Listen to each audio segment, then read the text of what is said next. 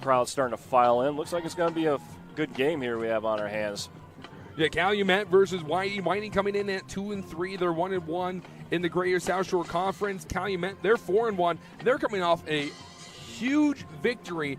They took down Theo Bowman 52-16. And in that game, Nick, we saw their running back Bryce Brandon run for 304 yards. That guy's a stud. Yeah, it was an incredible performance last week. It was one-way traffic for this Calumet Warriors offense, mostly on the ground. It's going to be up to the challenge for the Whiting Oilers to try and contain that explosive firepower they have in the backfield. What's also going to be interesting for Calumet is they are starting Jaden Campbell, a 6'3 freshman. It's his first ever start as Calumet's just trying to find some answers from the quarterback position after Brody Moeller went down with an injury.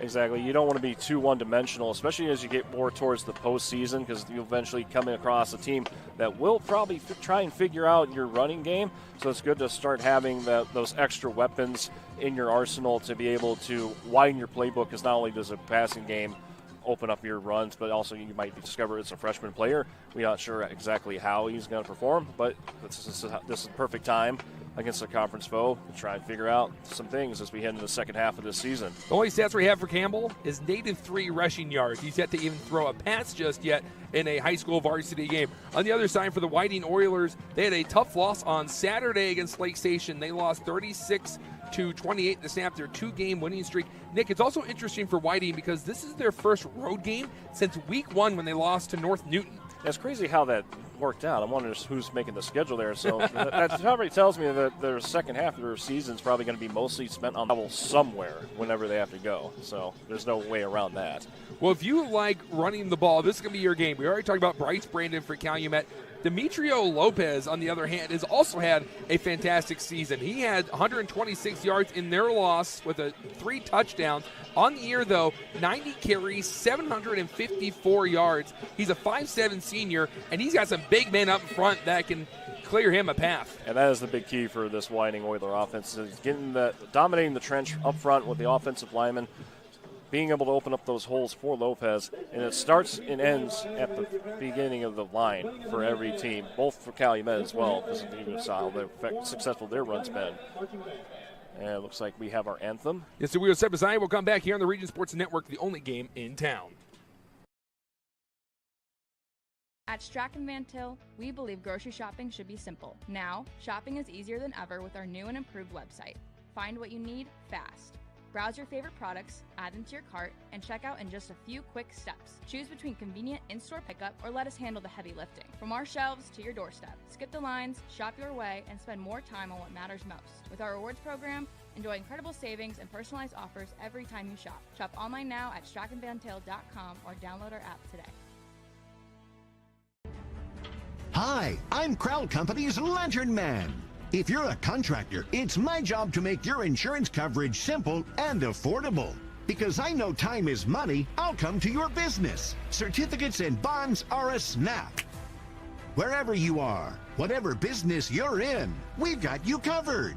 As Crowd Company's Lantern Man, I'm your insurance superhero. Crowd Company's insurance professionals. Highland, Merrillville, and Michigan City.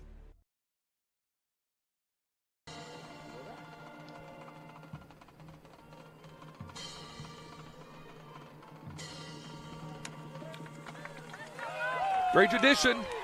A sporting event, the Star Spangled Banner being played before the game. Andrew Mile with Nick Russ. The Friday night forecast is brought to you by our friends at Economy Electric Heating and Cooling. Tonight's forecast is, Nick?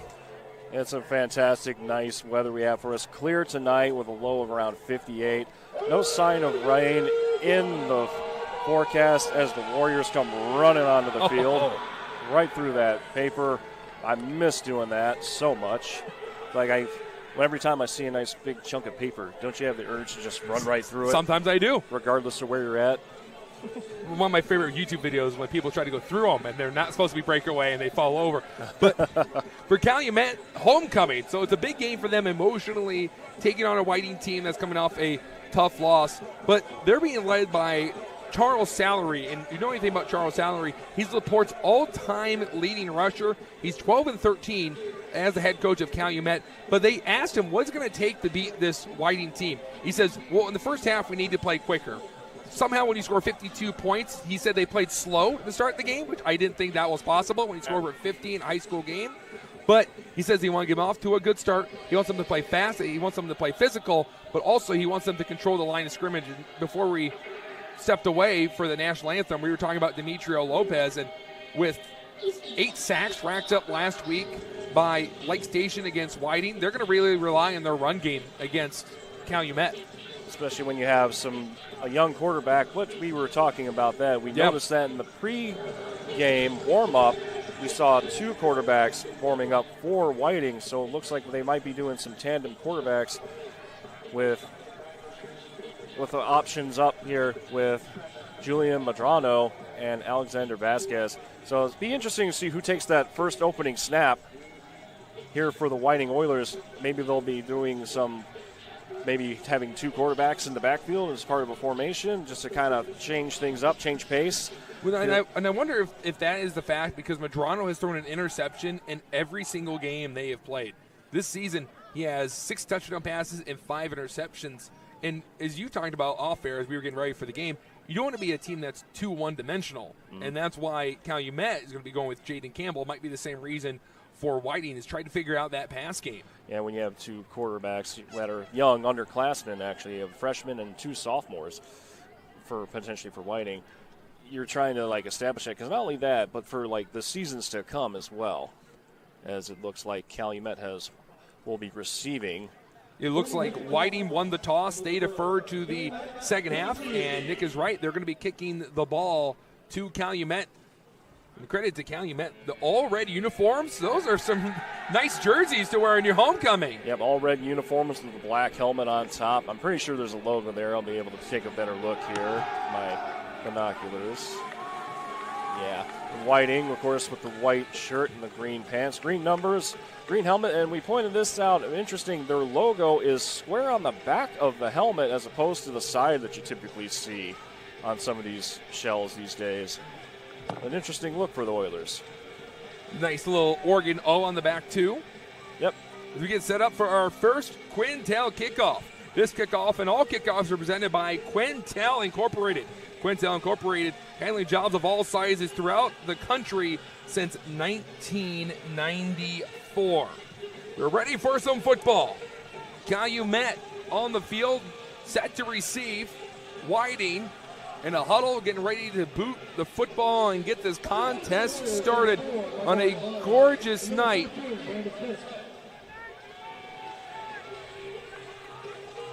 The kicker for Whiting is Nicholas or Nate.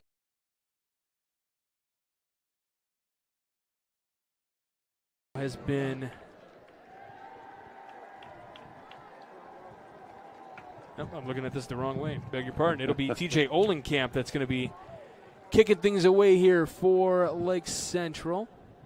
Quite a few guys from Michigan City back to return. And we'll bring you those starting lineups here on the other side of this one. But we are ready to start week number 6 of the high school football season, and we are officially underway as the ball is caught just inside the 20, taken up to about the 25, and through the 30, breaking free across the 50, and the big return is going to be taken down inside the 40. Really big return there for Meek Laurent. Well, now it makes sense that they took the ball. When they have a threat like that, they're ready to go. So they're going to be starting at the 38-yard line to start things up for Michigan City. Really good field position to start, Steve. Yeah, that's what they needed. Something to spark them right away after last week's coming in here probably with their heads down a little bit, and that's a good start.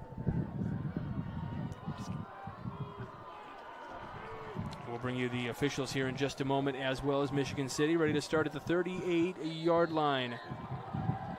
Tristan Hart, the man in motion. They hand it off to that right side across the 35 and into the 30 and across the 25. Ball is loose. We'll find out who fell on it first, as there is a fumble, and it might work out for Michigan City. Inside the 25-yard line, looks like Michigan City will keep. Zaire McKinney, who got that handoff, runs across to the 24-yard line. It'll be a Four Seasons mechanical first down just like that for Michigan City. fortunate that they got back on the ball, but those are the types of things that I'm talking about. Hart hands off again, this time to the left. And tackled inside the 20 this time as Laurent juts ahead. So Triniston Hart in at quarterback, Zaire McKinney, Mick Laurent, and Nick Stewart. At least according to the depth chart that we received, are your starting receivers. Jeremy Thurman in at running back, and we'll give you the offensive line here in just a minute. As Thurman runs ahead, big tackle on the other side of the field over there. So you've got Jeremiah Jones. This is going left tackle to right tackle. Jeremiah Jones, Ralph Smith, Jack Solar, Jeremiah Hurd, and Edgar Garcia. Working Actually, on we those may have edges. somebody else in the right guard position. I will double check. Maybe number 60. Nope, that's going to be Garcia. Pass complete off to the left side, down to the 10, and into the end zone for the touchdown as Zaire McKinney gets into the end zone and gets Michigan City on the board first. Yeah, just a little bubble throw out there, and it was all McKinney with the speed, that first step speed that you speak about that not many people have. He caught that ball, put on a quick move, one step, and up the sideline.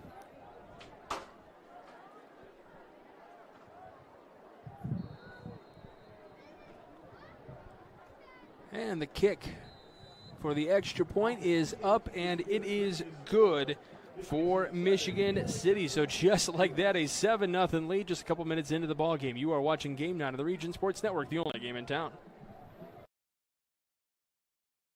At Strachan Van Til, we believe grocery shopping should be simple. Now, shop. Sideline to sideline coverage. I think you're going to have to go north-south against them and really get work between the tackles, which is a challenge for the Portage offense because that's just not their game plan. You know. So no gain on the play. That brings up third down for Portage at the left hash mark. One receiver to the left, that's McClatchy. Everybody else to the right. Young in the shotgun. Rolls to his right, looking to pass. He's escaping pressure, being flushed out of the pocket. He's going to turn the corner, gets to the line of scrimmage. He will be short by about a yard, but Cody Young with the escape there, getting it done with his cleats. Yeah, the Chesterton defensive end or somebody on the secondary on that end's got to stop the edge. Right, they got to create an edge and make Young turn back into the middle. Looks like they're going to go for it here, Leo. So it appears they've entered four-down territory. And it's brought to you by our neighborhood friends at Four Seasons Mechanical in Merrillville. Visit them on the web at fourseasonsmechanical.com. If nothing else, maybe come up and give them a hard count, see if you can get Chesterton to jump. And I'm sure Coach Shestovich is over there yelling, watch the ball, watch the ball. 4th and a yard from the 29. Young has a running back to either side. He will hand it off to his running back, Gibbs. He will power forward, but he has nowhere to go. He is stopped at the line by the Trojans. Turnover on downs. Yeah, that's just weight room stuff there. You got to get in front of somebody and move a body, and Porter just didn't get it done there. Nothing but like a wide gap. After the fourth down stop, it just took his time really. We look here on our replay. As they line up, split out to the right. Yeah, just like a little sweep off tackle. Like no one's there for Whiting. He didn't have a white jersey near him for about another 4 yards. By that point, he was a done deal. They're going for two. They're going for two. They go off to the left, and they will get it. Brandon, once again, the man that walks into the end zone. 8-0, Calumet early. We'll step aside and we'll come back as you're watching the Region Sports Network, the only game in town. Thinking about what to do after high school? Consider a career with Boilermakers Local 374. Will make up the offensive line. It'll be a handoff to Govea. He turns to the right side of the line, uses a stiff arm to get to the 15, keeps powering forward, and is twisted down inside the 15. So that'll be the first carry for Govea, and he gets the 5 yards necessary for a Four Seasons Mechanical first down. As I mentioned, he always falls forward at Leo. He just makes guys miss and doesn't let anybody square him up. Shane Hill, number 6 on that, tackled 6'2 junior for Portage. Good job on hanging on for dear life there. But that's Gavia all night. He's going to fall forward, and he's going to get those extra 1 or 2 yards every after contact. Chesterton will get a new set of downs at the 13. They'll put a receiver in motion. Another handoff to Govea. He will slide to the right side of the line. Keeps powering, moving, about to the 5, where he is swarmed to by Portage for a gain. And I mentioned earlier about Portage moving between the tackles. That's Chesterton's game. Gavia does a great job of being patient. He reads the blocks, sees what's there. He's got the great side to side moves, but at the end of the day, he is always going north-south. It's from the right hash mark, 2nd and 2 from the 5. So they could get a first down and get to the goal line. They will put a receiver in motion from right to left. He takes the snap, a miscommunication, the ball pops out, and Portage will pounce on it. So the Indians force a turnover. Boyd was looking to his right, the running back went left. The ball squeaked loose during the chaos, and Portage forces a turnover near their own goal line. I think when it's homecoming night and you're looking for an upset, that's one of the ingredients you need, right? You need a little help. And you have to like that from the Portage defense. After they roll the dice, went for it on 4th and short, gets stopped. It's the defense that steps up to bring Cody Young and the offense back on the field. From their own 9-yard line, 9 minutes, 13 seconds left to play in the quarter. 2 running backs in the backfield with Young. He will go with the play fake, loft a deep pass downfield, and it's intercepted by the Trojans. Isaiah Prater was able to cap out under that one and make the pick. So after the fumble recovered by Portage, Chesterton's defense steps up with the INT. It's you got to take advantage of those situations where you get a turnover. You can't give it right back. I mean, that's just as from a senior quarterback, you got to see that safety. He was just there licking his chops, waiting for that ball hanging in the air. So 9 minutes, 5 seconds to play in the first quarter, and we have already seen 2 turnovers, 1 to each side. The Chesterton offense returns. They will be looking to try to move things on the opposing 43-yard line. Up front for Portage defensively, Aiden Ortiz, Anthony Alanes, Ryan McClellan, and Shane Hill make up the defensive line. The Trojans will put a receiver in motion. Handoff to Govea, and the defensive line quickly gets to him. He is still able to fight for a yard or 2. They were able to read that play out, but Govea still able to make something out of it. Yeah, again, those in between the tackle runs, Leo, are like body shots. We've talked about that all the time. I know it sounds cliche, you're repeating yourself, but that's what it is. It's kind of a battle of attrition here on the line. Daniel Warmick, Ozzie Fuentes, Tristan Burleson make up the linebacking core. Daniel Steratz, Sam Posavic, Amon Harrison, and DiCaprio Miles make up the secondary. Play action. Boyd throws out to his tight end, Bradford. He tries to reel it in with the right hand, but could not make the catch. Incompletion brings up 3rd and 8. Yeah, he was covered real well there anywhere from the Portage defense. I don't think he was going to get much out of it, maybe a yard or 2. Portage defender number 40, Ricky Carrillo, 6-foot sophomore. One of the young guys you're talking about a playmaker on both sides. 8:24 left to play. The Trojans need 8 yards to get a new set of downs. They'll send one receiver far to the left. That's Wish. One close side to the right. That'll be Raffin. They'll put Raffin in motion. He will join them in the backfield, but a defensive lineman from Portage jumps off sides. Encroachment, 5 yards. Give him another 5 yards for free. The Portage defense's safeties are non-existent. They're up in the box. They're challenging Gavia all night.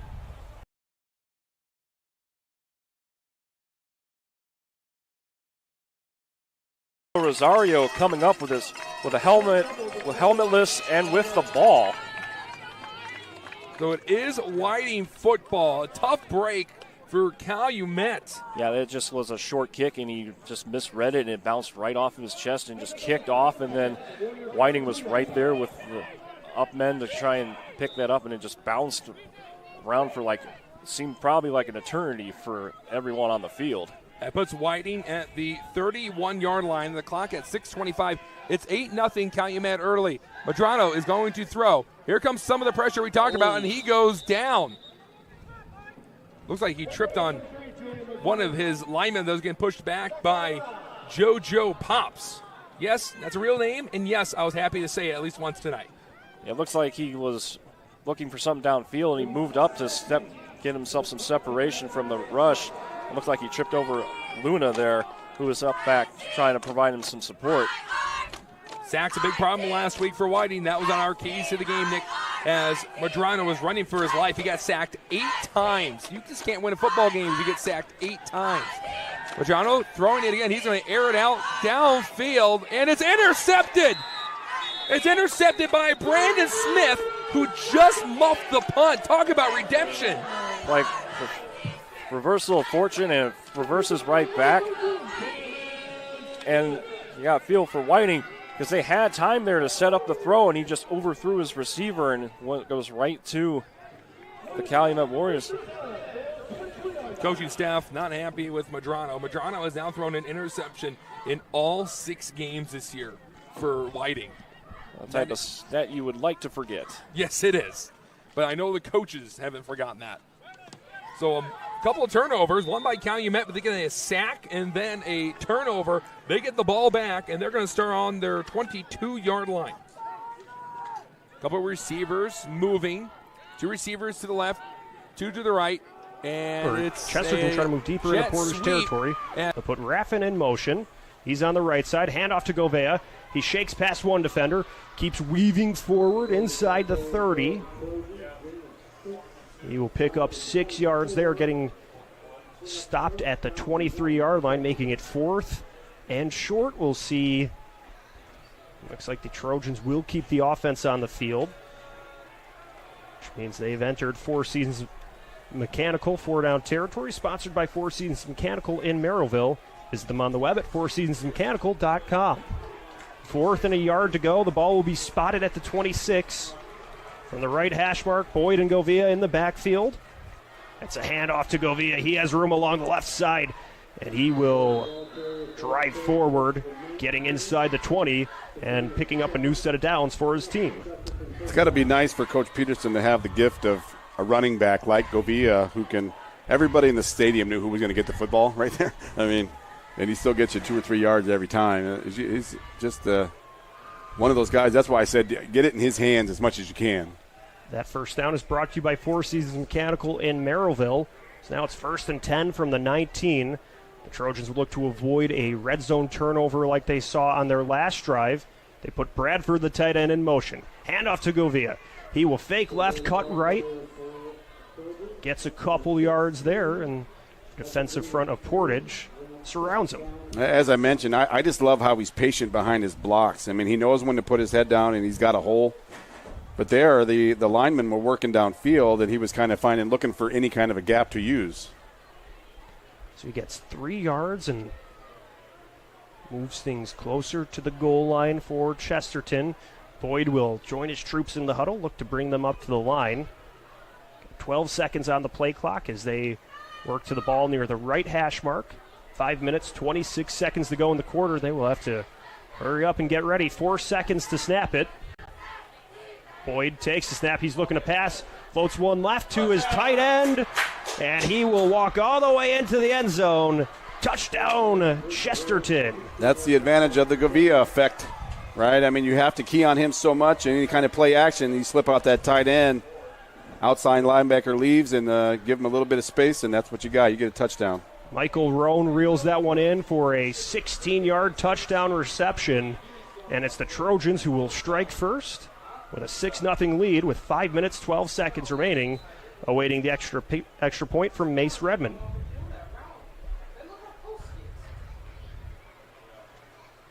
And Redmond's PAT is blocked by Portage, so they will have to settle for just 6 points.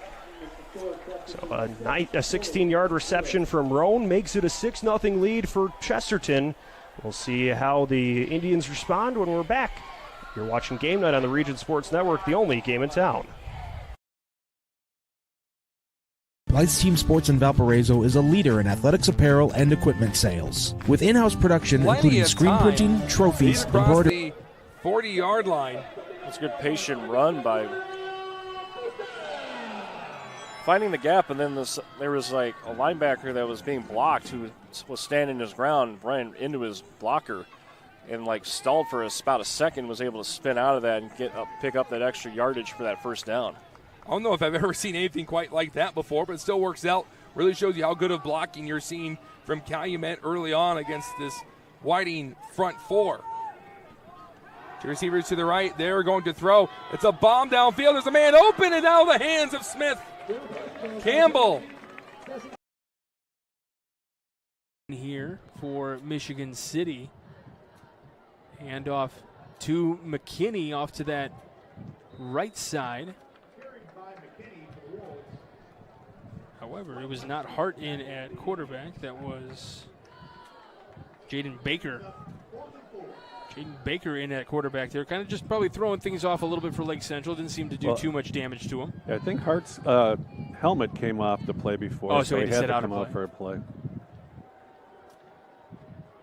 3 receivers to the left, 1 to the right. Thurman right behind. Little keep here for Hart, who rolls out to his left. Got plenty of room to run. And he's going to keep on running just inside the 10-yard line. He's going to run out at about the 8-yard line, so the clock will stop. 3:23 to go here in this opening quarter. Michigan City leads at 7-0. This is a very long, methodical drive. Really nice work by Michigan City. I don't think we're close to that 19 mark yet, but if you're watching the Bears-Dallas game this past week. Can you imagine that 19 plays in a drive? That's a long time. That is a very long time for a defense to be out there. That not only wears on you during that drive, but that sets you up for the rest of the game to be tired. It's a long time for the offense to be out there as well. Handoff inside for Michigan City. As Daquan Fields had that handoff, getting in on the action in the running game for City. I don't have the exact numbers. I would imagine this has got to be close to the 10th play of the drive. Does that sound right to you? Sounds right. Hart awaiting the play calls here. Play clock down to 10 at this point. Okay, the 3 wide receivers to the left side, 2 to the right side this time. Man in motion now, looking to that right side. They give it to that man in motion who drops it. And there was definitely some effort there to try to take that ball away. Damon Thomas couldn't corral that one. He was the one in motion for sure that had to turn around quickly. It might have been, we talked about a timing issue earlier, just a little quick on that throw before he turned around. Yeah, I don't think he got his shoulders all the way around, so that ball kind of sailed out a little bit.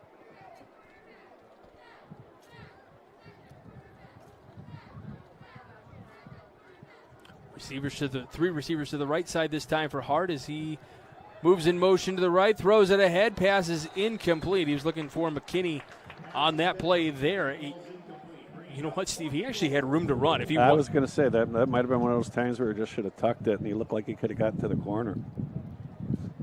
He certainly had that option there, but sometimes, especially when these kids are high school kids, they're told, hey, this is the play, and this is what you've been running for, every day in practice, and then, the game situation comes up, you're like, oh, I didn't even notice that big wide open field ahead of me. I was just focusing on completing my pass. Sure. Field goal kick is up, and it is good for City, so that makes it a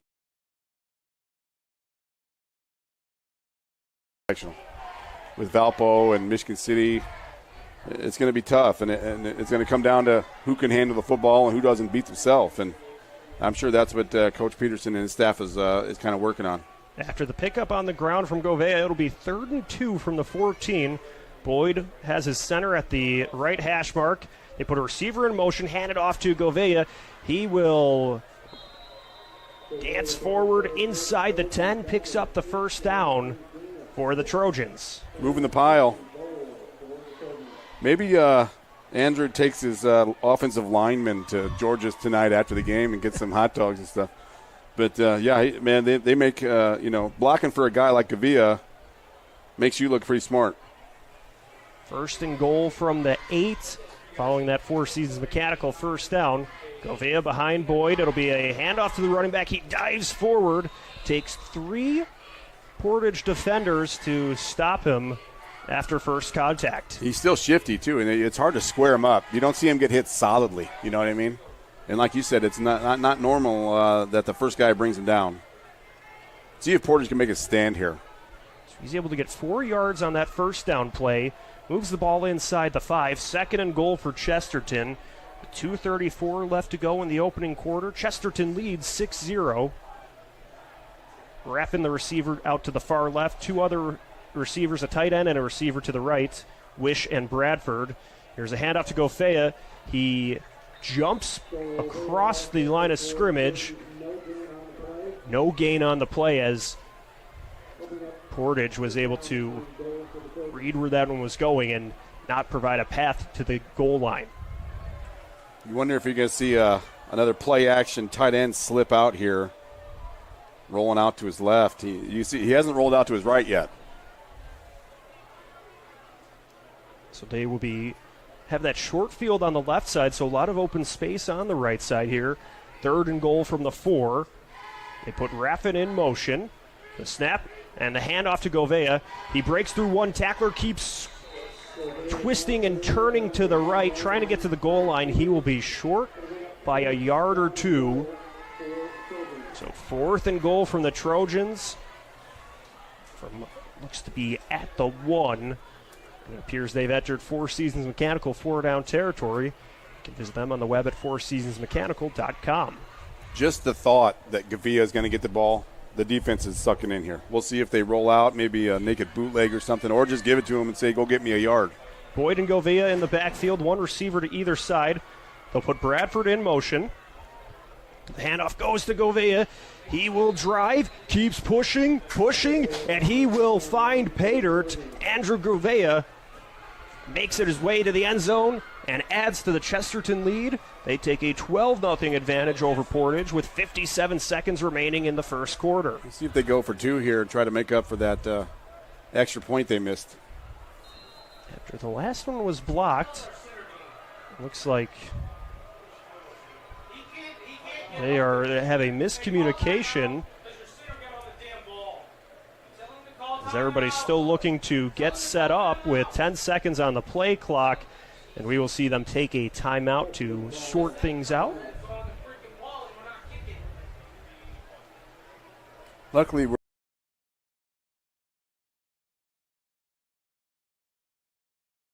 starting quarterback. Was it going to be Cam Reddick? Was it going to be Wes Lalich? They've kind of gone with a package deal for both of them. Delivered a nice ball that time on the flat. 3 receivers to the right, 1 to the left. And we'll have a penalty marker here as there's going to be a false start against Lake Central. Does it look like Lalich wanted to hand it off to Turley? To try to make good after their first PAT was blocked by the Portage defense. That's how we have the 12-0 score. So now we will see Chesterton out of the timeout, make their way up to the line, and it will be Boyd and Gouveia in the backfield. It will be a 2-point conversion attempt. 2 receivers to the right side of the line, Raffin and Wish. It's a handoff to Gouveia, and he gets tripped up at the 5. Tristan Burleson met him in the backfield and stopped him. It's a great job of selling out there by Burleson. As we mentioned, inside the 5, you pretty good high percentage that Gavia is going to touch the football, and he took it away there. Great job by the young man. So Chesterton 0 for 2 on PATs so far. They lead 12-0 over Portage. You're watching Game Night on the Region Sports Network, the only game in town. At Strachan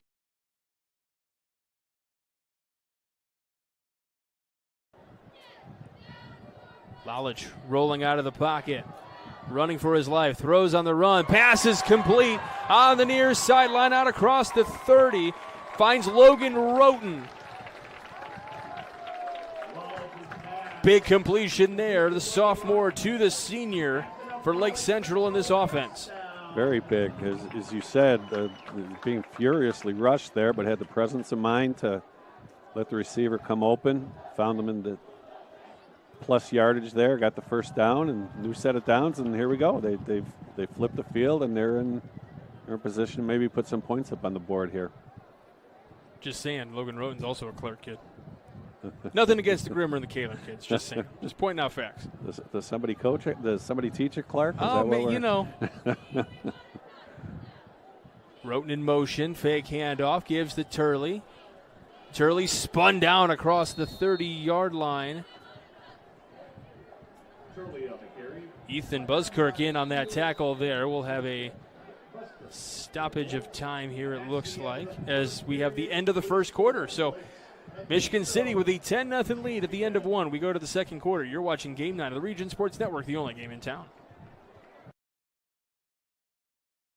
Four Seasons Mechanical proudly serves Northwest Indiana, providing quality, reasonably priced, reliable service. With a quality and comfort guarantee, the professionals at Four Seasons Mechanical offer a wide range of services in heating, ventilation, and air conditioning. Whether it's residential or commercial, Four Seasons Mechanical is there 24/7. To find out more, the website is fourseasonsmechanical.com or give them a call at 219-756-7020. Four Seasons Mechanical, your indoor air quality specialist.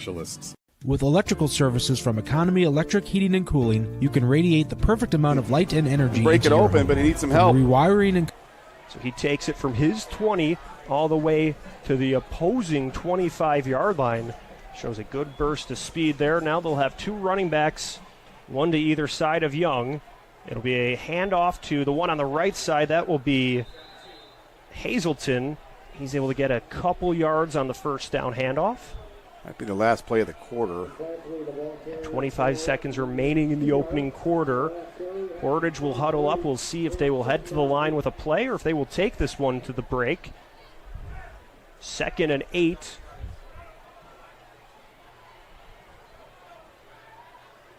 Young takes the snap, hands it off to his running back, Gibbs. He will go to the right side of the line and gobbles up a couple of yards there to make it 3rd and about 5, and that will end the first quarter.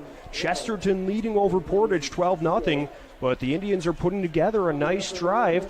We'll see if they can cap it off with points. When we're back for the second quarter, you're watching Game Night on the Region Sports Network, the only game in town.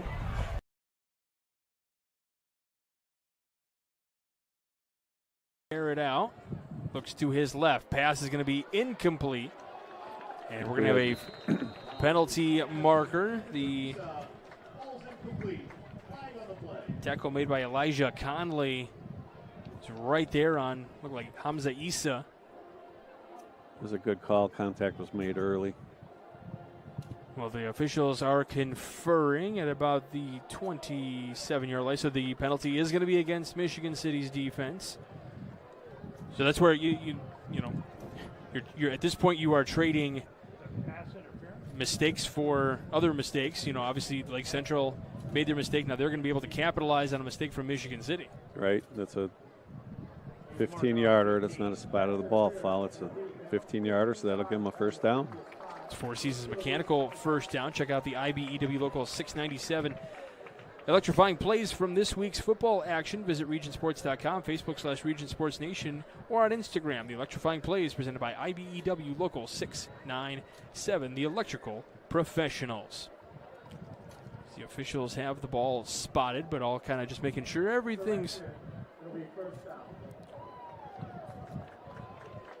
So it will be a first down, but they do have the number 2 flipped on the board there. Now it's flipped to 1 for the Chang gang as they're moving their way down. I'll tell you what, there's a lot of jobs I would not want to do in football. Chang gang is one of them. By Peyton Dilbeck jumping up from his quarterback spot and making the stop. Yeah, if he gets by Dilbeck, he's gone, right? I mean, that was a great move and a great jump cut there by Young, but Chesterton did a really good job of cutting the edge there. So Young's able to get a yard. We'll see.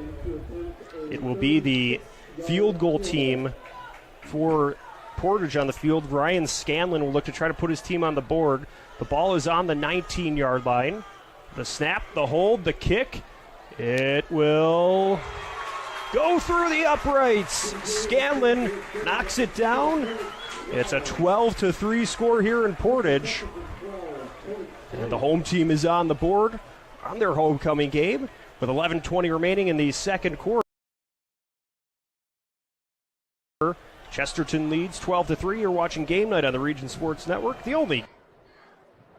College with 3 receivers to his right, 1 to his left. Steps up in the pocket, now moves ahead. He's got room to run. He's a good runner and tackled right around that 15-yard line. They'll give him the 13 officially. Big run as they get kind of the yardage they needed. They're getting a lot of that penalty yardage back. Yeah, I think we have a flag down at the other side of the field, though, so we'll see what that is. And it's going to be against Lake Central. So after kind of a big pickup, a pickup that you needed, now all of a sudden you're going the wrong way again.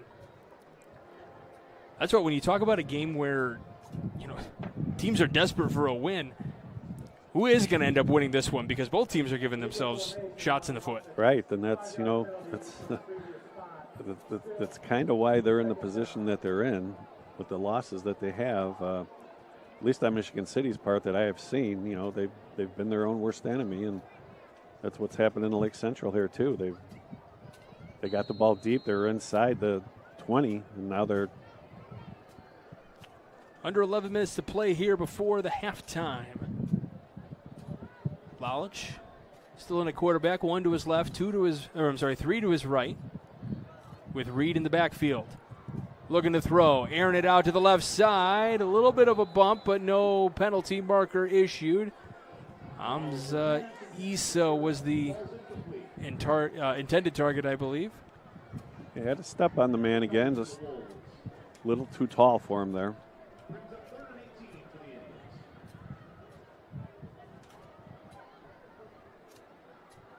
May have been Frankie Verda, beg your pardon. May have been Frankie Verda that intended target there. 6'5", It's better than the other way around, right? What the kids are saying? Yes.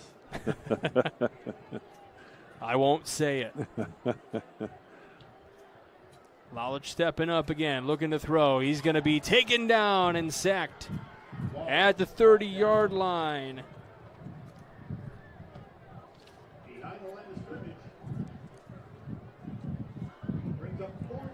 Desmond Howard in on the sack. Desmond Howard doing good work. It's just a matter of time. Third sack of the season. Just a matter of time before we heard from him. Tends to create havoc in an offense's backfield. Third sack of the season for the junior. Under 10 minutes to play here into the half as it's 4th down, and we'll have We're looking at a 47-yard field goal here. And we'll have a timeout taken. It'll be taken by Lake Central. It'll be 1st and 10 for Chesterton from Portage's 27-yard line. So now we'll see what Hunter Boyd and company can do here with a 12-3 lead. As we said, we'll see how the Portage defense responds as well. They've really done a decent job of containing Gavia and making Chesterton to not giving up the big chunk plays. Chesterton's kind of worked the ball down the field methodically, and with a short field with the turnovers that Portage had. Right, it's been a couple possessions where they've had the ball inside 43 yards or less to go. So Boyd will hand it off. He will fake the handoff to Govea. He rolls to the left, throws one downfield, connects with Wish. He tries to keep going as he was being brought down by the defensive back. Armand Harrison makes the tackle near the 44-yard line. Yeah, Harrison, another sophomore, 5'9", 175. They got some talent. They got some, caught him like in a man coverage there, right? And the backer had to kind of took the guy all the way across like a drag route and did a good job of staying with him. So the senior wide receiver picks up a Four Seasons mechanical first down. Boyd will have Govea behind him. A tight end to his right, one receiver to either side. It's a handoff to Govea. He will cut to the right side of the line, gets to midfield, and will eventually be brought down after picking up a handful of yards. Moving the pile again. Real quick, Leo, Strachan-Van Til scoreboard update. Calumet's up on Whiting 14-0. What a year Calumet's having. 4-1 on the year so far. Coach Salary's got that thing rolling over there on Ridge Road. Great job, Coach Salary. Follow all of tonight's region football scores on the Hometown Scoreboard, brought to you by Strachan Van Til, your favorite Indiana-made grocery store. So Boyd hands it off to Govea on 2nd and 4. He will be twisted down but continues to spin forward, getting yards after contact. Did Lake Central pick it up? They did. Lake Central picked up the bad snap, and now they start with good field position. Talking about flipping the script a little bit. Yep, exactly what they needed. Crowd in the line. I think maybe made the center a little nervous there, looking up and seeing everybody coming, and LC's in business. So LC will have an opportunity here to try to get on the scoreboard here with 9:37. We were talking 3 and out. How about just one bad snap? Hey, Cause a bad snap. That's even better. Michigan City, though, they're looking for a 3 and out, trying to keep the score right where it's at. So just when the defense thought they had a chance for a breather, now they're right back out there. They got the stop they needed the first time. Lalich back in at quarterback. Hands off Turley, tries to run to the left side. Fighting his way through, not going down. Going to the 15 before he is finally wrestled down.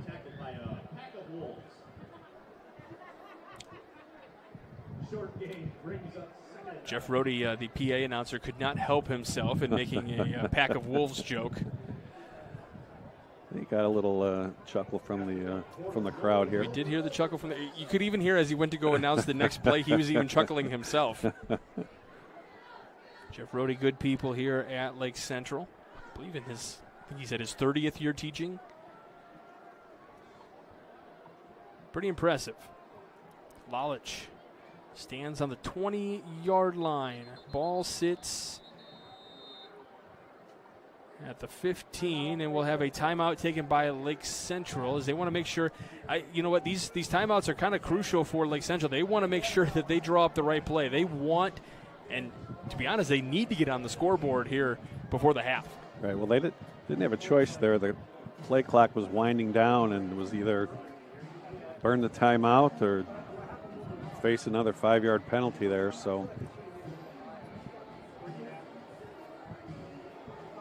they burned the timeout. 8:48 to go here. Those awards we're going to hand out. The Crowd Company's Lantern Man Superhero of the Game. They are proud to recognize the superheroes on the football field. We've also got the Boilermakers Local 374 Blue Collar Player of the Game. Learn about apprenticeship programs and more at local374.org. Along with the Proud Union Home Play of the Game presented by Ironworkers Local 395. To find out how you become a union ironworker, visit ironworkers395.com. Appreciate you tuning in to the Region Sports Network on a Friday night. Yeah, we're the only game in town. We've been so for the last 25 years. So Lake Central. 2nd and 9. Lalich looking to throw. Looking to his left. Now looks center. Pass is going to be complete into the end zone for the touchdown. And it's Frankie Verda with his 4th touchdown of the year. And Verda looked to be about his 3rd look off there. Lalich had plenty of time. Went through his progressions there. Found Verda right down the middle of the field, delivered a strike. 6 points they needed. So Lalich delivers the dart, and Olenkamp in to attempt the extra point. Tommy Romelli, the long snapper.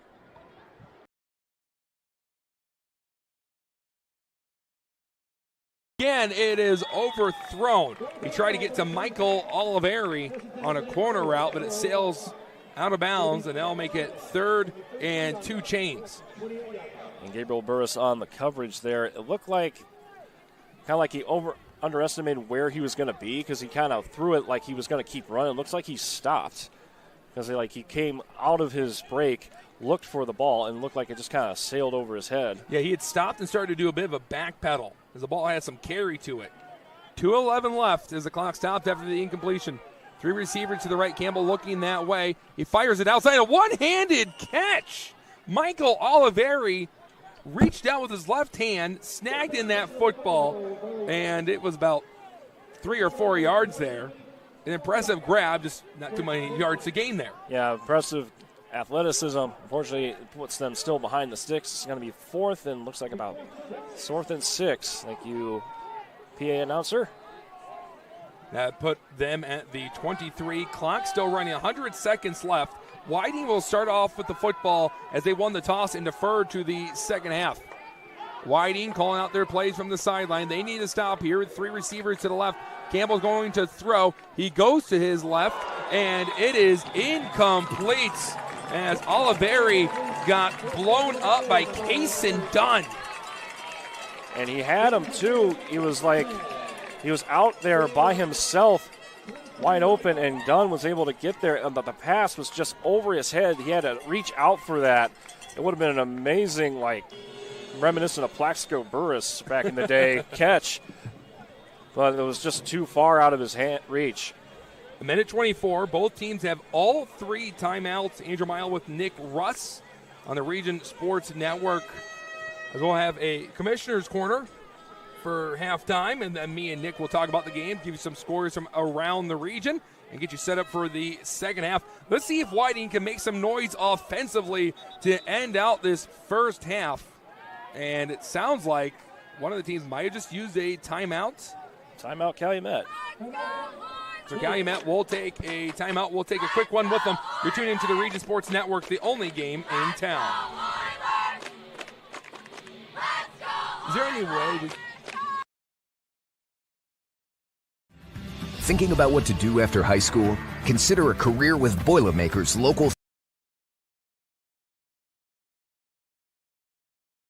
A little too overzealous maybe and got a little too far. Yeah, overrun the play, and there's danger there that it's a whole lot of green there to run on. Thurman was taken down, so it'll be 2nd down and 6 coming up here, so pick up a 4 on the play, but Lake Central was trying to send the blitz.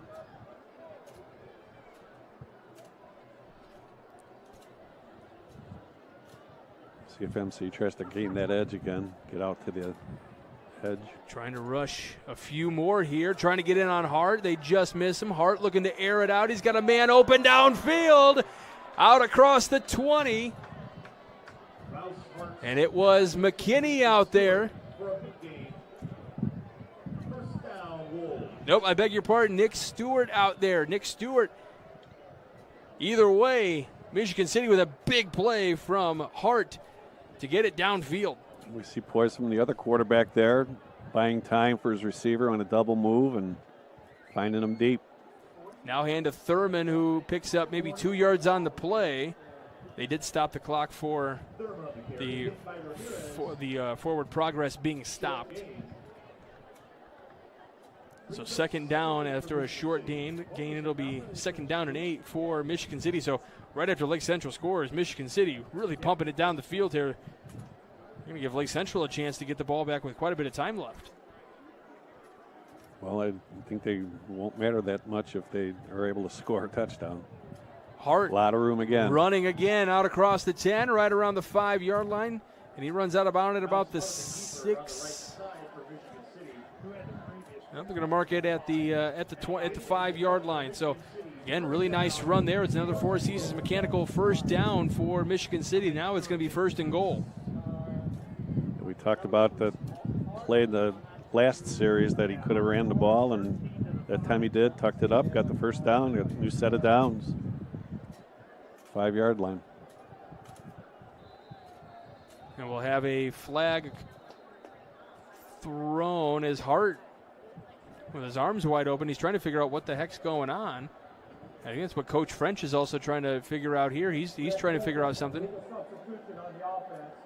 They're calling a illegal substitution. I think French is going to be looking for an explanation. He's like, hold on, wait a minute. I think they had 12 guys in the huddle. That's what, as Michigan City will call the timeout here. Stay tuned for the halftime report. Steve's going to break down every single play. We're going to get him a telestrator and everything. Do we have Zach has been working on the highlight reel for the halftime. Do they got that kind of budget here? We can make that kind of budget. Yeah. The more games you do, the more money rolls in. That's what I've heard. That's the rumor. Dang, good.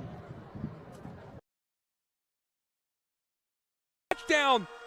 It was a car crash between him and Case and Dunn, but Bryce Brandon has his second touchdown, and he makes it 22-0 Calumet. Yeah, Dunn came in. It was like they've been doing this Wildcat play once they got down towards this goal line, and once again it pays dividends. They were able to get that hole open on the right side of the line. Dunn was there to meet him at the goal line, but as they always say, short man wins, and he just was able to lower his shoulder enough to like bounce off of him and stumble into the end zone. An 11-yard touchdown for Bryce Brandon.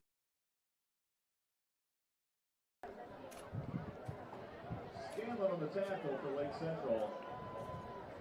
No gain. Thought he had an opening, tried to turn that up early. So second down, Lake Central looking for a big stop here if they can. Michigan City looking to pile on the score. After the score was piled on them last week, looking for a little redemption here, a little bounce back win. They got it a couple years ago here at Lake Central. Hart keeps, runs across the 5, leaps towards the end zone. He may have been out of bounds, so they're going to knock him out at the... And it's the 1 yard line, it looks like. So 3rd and goal coming up here. Nice run from Hart. Yeah, I think he either had the option to throw there or just sort of wanted to freeze the defensive backs there to give him a little extra room, and took the ball, tried to get to the edge, came up just a little bit short, but you got 2 downs here now to get 1 yard for the touchdown. I think we got motion. And we've got another penalty marker.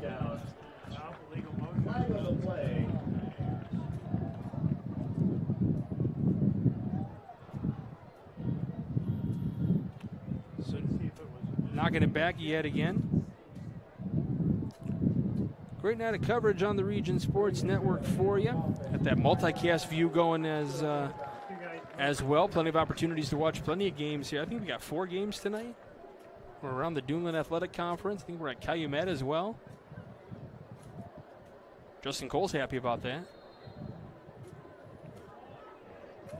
It's homecoming night over there too. So Hart, a couple of receivers to his right. He's looking up the middle. Pass is complete and into the end zone for Michigan City. Jeremy Thurman makes the catch and makes it into the end zone. Again, a lot of poise there shown by Hart. LC was bringing the linebackers. They were in his face. He stood up there, little jump pass. Again, threw a strike right over the middle of the field. So the attempt for the PAT, Hart the holder.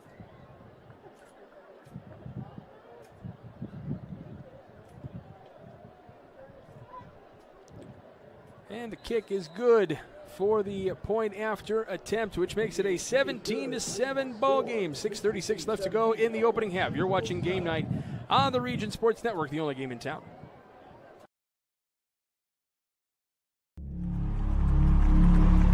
Some see a wrestling match. We see a 6-minute lesson in grit. Portage trying to drive downfield. 2 receivers to either side. Young in the backfield. He will connect with his receiver, and he keeps going to the 25, inside the 20. He's able to connect with Jamari Duff, who goes deep downfield and brings Portage to the red zone. Chesterton's a little bit on their heels right now, I think. They're kind of guessing. They're going to shuffle some guys in, but it might pay them to take a timeout and get on the same page. They look a little unsettled right now. It's a long 4 seasons mechanical first down. Portage will have the ball at the 19-yard line. Just over 4 minutes left to play in the quarter. They're trailing 12-3.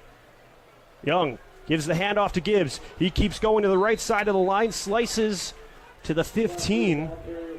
So picks up a few on first down, keeps the Indians moving forward. Really nice drive here from Portage. I know there was a couple of penalties for Chesterton to help them out, but they're moving the football. See if they can finish the drive.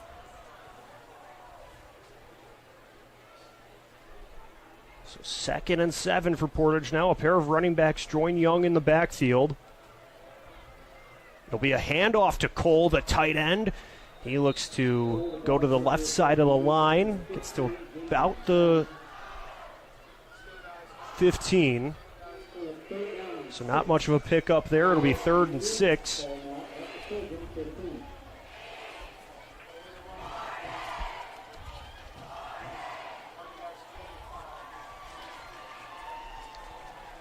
Hazelton will be in the backfield at running back next to Young.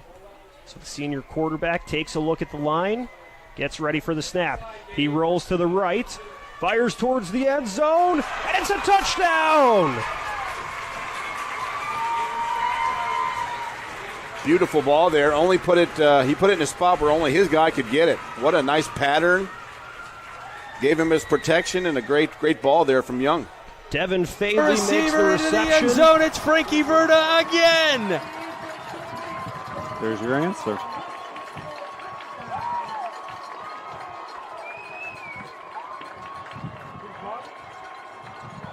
I'm impressed by both of these quarterbacks.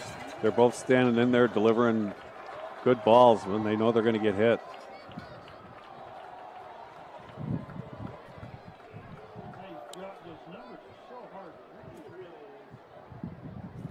So Frankie Verda picks up his 5th touchdown of the year. Number 3. Pull it out of his hands. Like taking candy from a baby. Simpson, the 6-foot senior, rips the ball away and takes it to the house for a touchdown. Just straight up the stick, puts his hands in the cookie jar and runs out with the whole thing. That big man was moving. Reminds me of the Bears game from last Sunday. Tyreek Stevenson. Tyreek Stevenson just reached in, just yanked it right out. Also reminds me of the Eagles game. We got a big man touchdown, Nick. Yes, we did. This makes it 30-0. And for the first time, Oliveri is going to attempt a point after. I didn't realize they had a kicker for an extra point. They've been just doing 2 points this whole game. Yeah, Oliveri is 2 for 4 on PATs this year. It's a bad snap. Getting out of the pocket is Wesson, and Wesson overthrows Oliveri, who is a receiver by trade, but that time he was a kicker, and it is no good. The clock stopped at 18 seconds. It's 30-0. Calumet will stay here, and we'll finish out this first half. But, Nick, you and I were just talking about it, and we're starting to sound like broken records, but it's the turnovers for Whiting. That's their 4th turnover already. And, the turnover, it's, you can't win a game when you give up 3 turnovers. Is that the saying? Now you're up to 4 if you're Whiting. And, that's so difficult to overcome. And we've said it's come at, the worst times for momentum. This time, this is they're just trying to eat up the clock and milk out the half to keep Calumet's offense off the field. And then the defense just steps up and, saying, we'll do it ourselves. And they just take the ball and off they ran into the end zone. And now it's a 30-0 score here with about just a few seconds left before halftime. And for Coach Salary, he looks like a genius there, because if he doesn't take those timeouts, Whiting can just walk off the field, say, hey, you know what, we're down 24, which is fine. We still have time. But that allowed Calumet to force another mistake from Whiting, which he was banking on, and he was able to cash the check at the end of it with a Dalen Simpson 35-yard touchdown after he ripped the ball away from Isaac Luna. Gotten the stop at about Oliveri the 25-yard line, so now that's going to had quite a bit of yardage onto the end of that play. Calumet. Yeah, we showed you that replay. We showed you that replay a little bit ago. Wes Lollich was getting hit as he threw, so he's standing back and throwing that one into the air before he finds Frankie Verda for the over 80-yard touchdown. That was impressive. He said, I'm willing to take the hit if we get the touchdown. We'll trade that.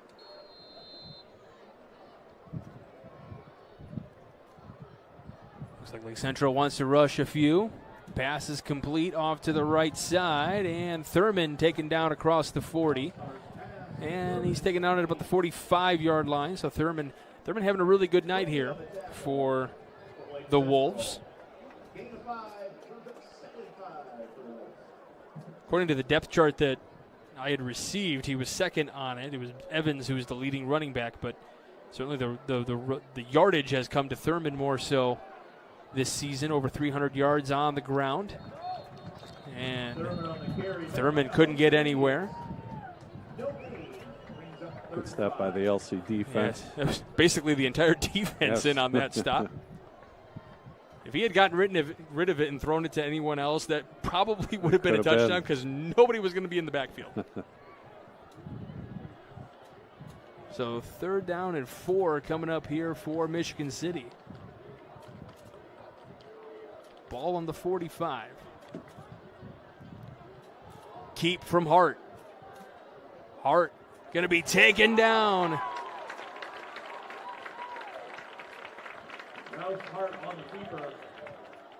Seeing a little bit more aggressiveness out of this LC defense. Lucas Embry in on the tackle, and he was pretty excited about it. Embry, the senior. Another Clark kid. Forcing a punt with plenty of time left. Yeah, Lake Central has a chance to potentially get this ball back if there's not a little trickery here from Michigan City, which, I don't know, in the high school game, I feel like you always got to be ready for that, and Lake Central's going to get called for a penalty here for having too many men on the field, unless they had called timeout, which may have been the case, because there was somebody running off for Lake Central as the ball was being snapped. So I just heard a whistle. Did you see I didn't see a penalty mark. I believe a timeout has been called by Lake Central. I believe they got the timeout before anything else was called. That's it. The officials are conferring to see if there was anything, and I think that's what Coach French is asking. He's like, hold on, wait a minute. So we tried to call a timeout, and you threw the flag on us when we had 12. Yeah, for the illegal motion, yeah. I'm not going to lie. I think that's a legitimate argument. I think so. I mean, it just depends on when the official gets to blow the whistle, when they get the signal needed. Well, I think the difference there is the LC defense never huddled. And we have the 12 in the huddle. Here's the snap. Here's the punt. Low line drive. It's going to be taken at the 30 as none of the Lake Central players wanted to touch it. It continues to roll out past the 25. And it's going to be taken down at about the 24-yard line, maybe the 25-yard line. Man, I'll tell you what, if Lake Central had just kind of like taken that one and started running with it, it's certainly going to be better field position than right there. Yeah, the tough ball to field, though, those line drives and obviously the ball not being round, it's not going to give you a true bounce. So sometimes it's discretion is the better part of valor sometimes there. Ended up turning into a really good punt for Michigan City. It's ball on the 25. Michigan City defense ready to go. Lake Central offense making their way out. Be first down for the Indians. Looking for another Four Seasons mechanical first down.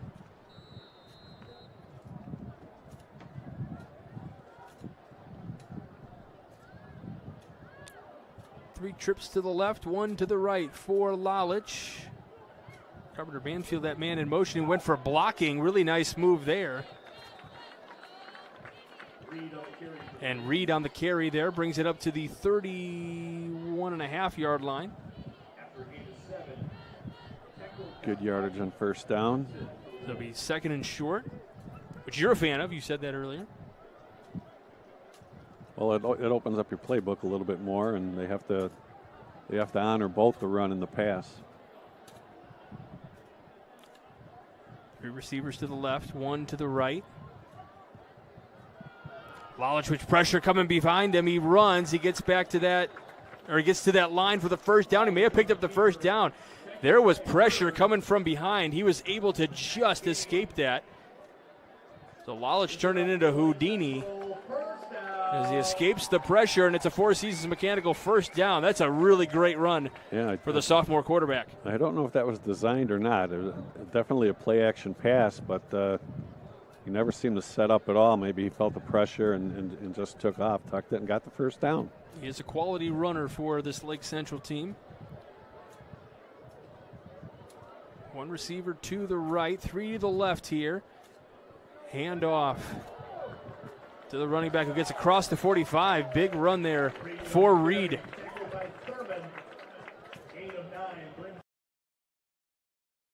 Touchdown scamper will make it 18-9 in favor of Chesterton. See if Chesterton goes for 2.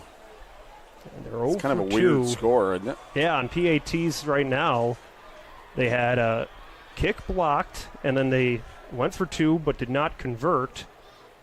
So they're trying to get the right personnel out there. It looks like they're going to try to kick it. Mace Redmond will look to drive this one through the uprights.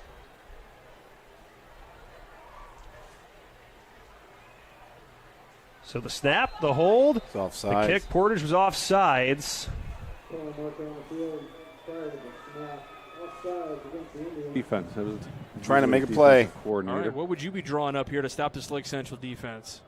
Because they're looking pretty good right now on this run. Reed up the middle, picks up 3 yards or 2 yards on the play.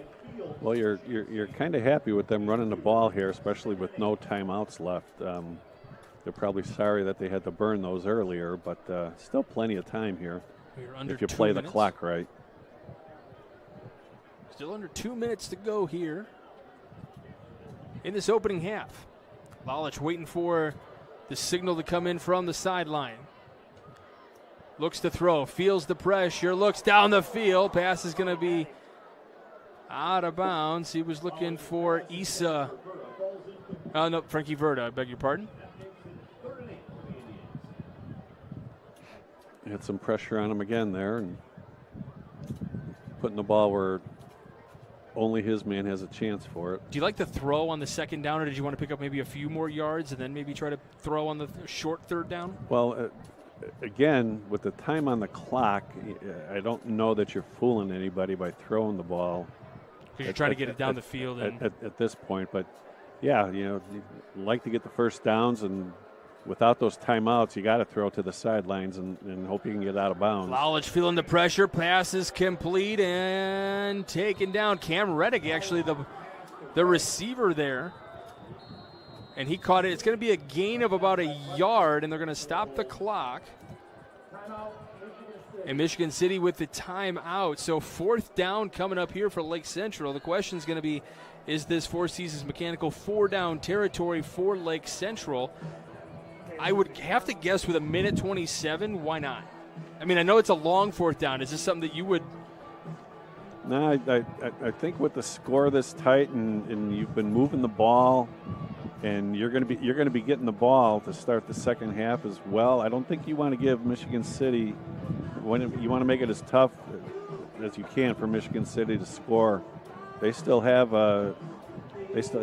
probably why they called a timeout here to try to conserve some time here. This does give Coach Pete Koulianis an opportunity. If you got something deep in the playbook for a situation like this, a little trickery.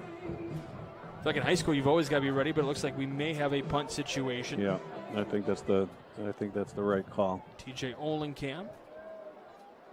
I don't know. We didn't break down the high school numbers, what they say on fourth down here. Not sure what the Vegas odds were, but. So Olenkamp has the kick blocked. And it bounces back to the left. Ball is loose. Who's going to fall on it? It's still loose. Who falls on it? Looks like it's going to be Michigan City that falls on it. That entirely broke Michigan City's way. The blocked punt, the loose ball, and it rolled in the direction of where Michigan City had to go. Yeah, I don't know what happened on the snap there. The snap looked very, very slow, almost an arc on the ball there, which gave Michigan City time to come off the edge and block the punt. They had come close on one before, so they're in business here. Plenty of time on the clock. Michigan City certainly, as you said, in good position. Hart in at quarterback. What about a little trickery here with their running back who goes towards the end zone, and he is in, Zaire McKinney. But there is a flag on the play. Looked like the handoff was going to be to Thurman at first, but then McKinney came around the end and gets the ball for the touchdown, but we might have a hold, as you indicated. Yep.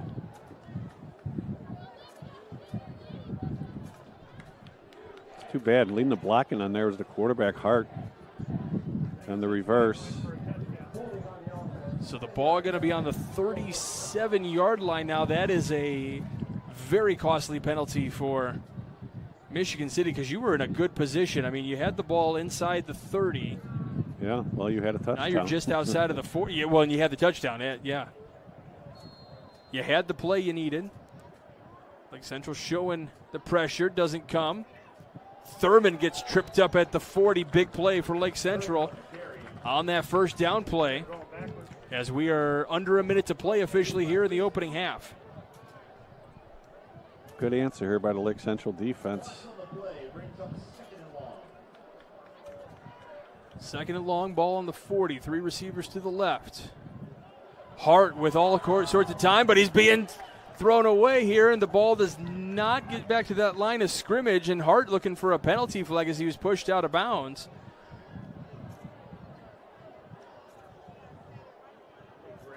Yeah, I say that's going to be intentional grounding. The ball did not get back to the line of scrimmage, so that's going to put the ball back even further. But can you decline the penalty so that way you go to third down? Well, intentional grounding, I believe. Or is that a loss of downs? There's a loss of down with it. So. Okay. So just 34.9 seconds. So now all of a sudden you're on the other side of the 50. This drive has gone horribly wrong for Michigan City, unfortunately. 5 yards from where he was.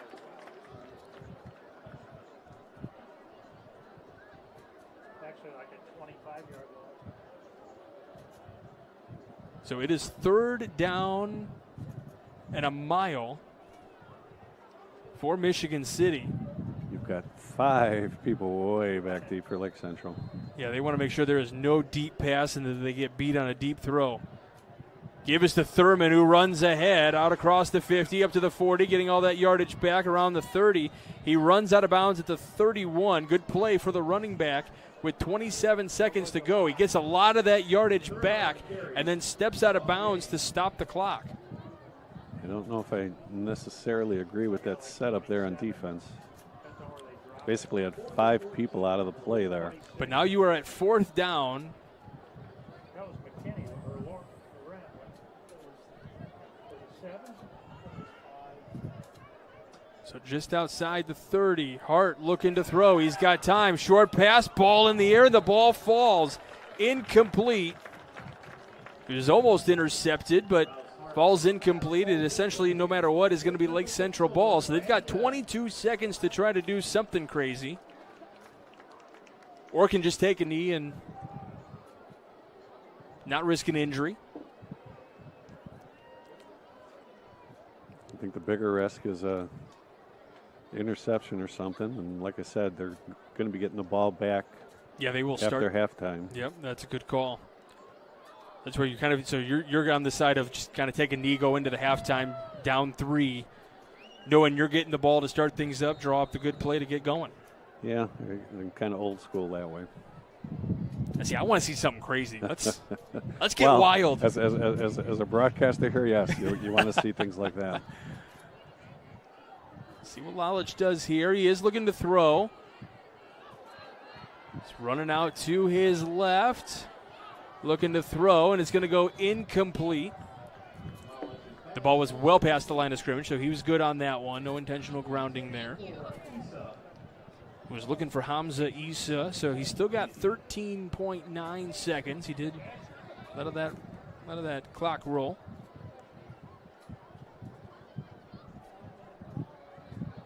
Second down coming up here for Lake Central. Try to look through to find some scores from around Northwest Indiana. Brought to you by our Streck and Van Til hometown scoreboard. As the homecoming court anxiously awaits to find out who is king and queen. I know that's what Steve's waiting for. He's waiting to find out. The clock winding down here, and that will end the first half, 17-14. This one has been an interesting one, to say the least, here from St. John. Capitalizing on mistakes for both teams, in essence. We'll step aside. When we come back, we'll start to recap the first half and bring you some scores. You're watching Game Night on the Region Sports Network, the only game in town. It's time for the Commissioner's Corner, an exclusive weekly conversation about Indiana high school sports with the Commissioner of the IHSAA, Paul Neidig. Now for an up-to-the-minute report about what's happening in the constantly changing world of high school sports, here's Coach Bob Lovell with Commissioner Paul Neidig. Welcome back, everyone. I'm Bob Lovell. This is our weekly conversation with the Commissioner of the IHSAA. It's Paul Neidig. And Commissioner, week 5 of the high school football season approaching us. We have a girls golf sectionals beginning this week.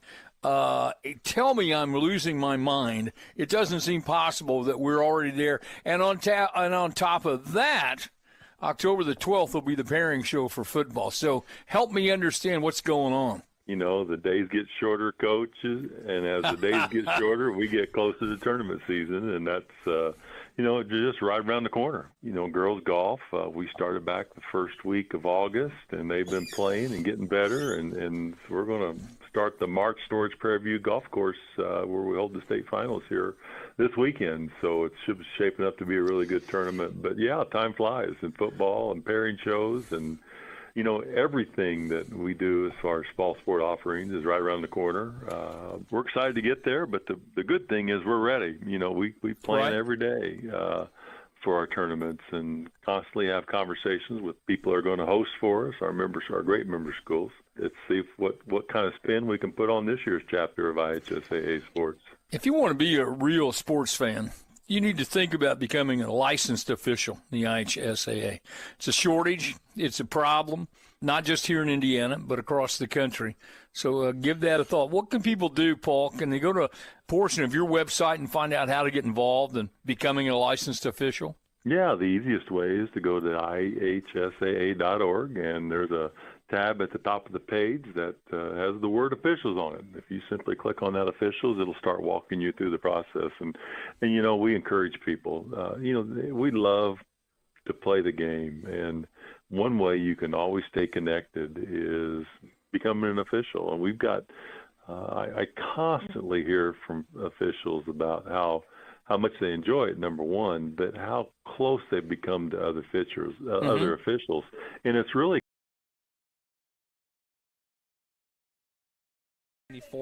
and for us, it has to be case and done right now. That's why I would give my vote to. He had some big licks on a few of the different Calumet players. One of them was even Bryce Brandon for the third touchdown of the game for Calumet's offense. But also, he had that 50-yard return that gave them some life, but unfortunately, that drive stalled out and a turnover right at the end of it. Yeah, everywhere you look on the field, you see him floating around, like whether it be on defense or he's taking. I'm pretty sure he has a few carries as well. Like he's been getting the ball. He's a two-way player, and he's just been a complete workhorse out there for this Oilers team. And the Oilers are putting in the effort. It's like, as we said, the score doesn't really reflect the type of game the Oilers have been playing. It's just the miscues and the turnovers that have just been backbreaking for this Oilers side here.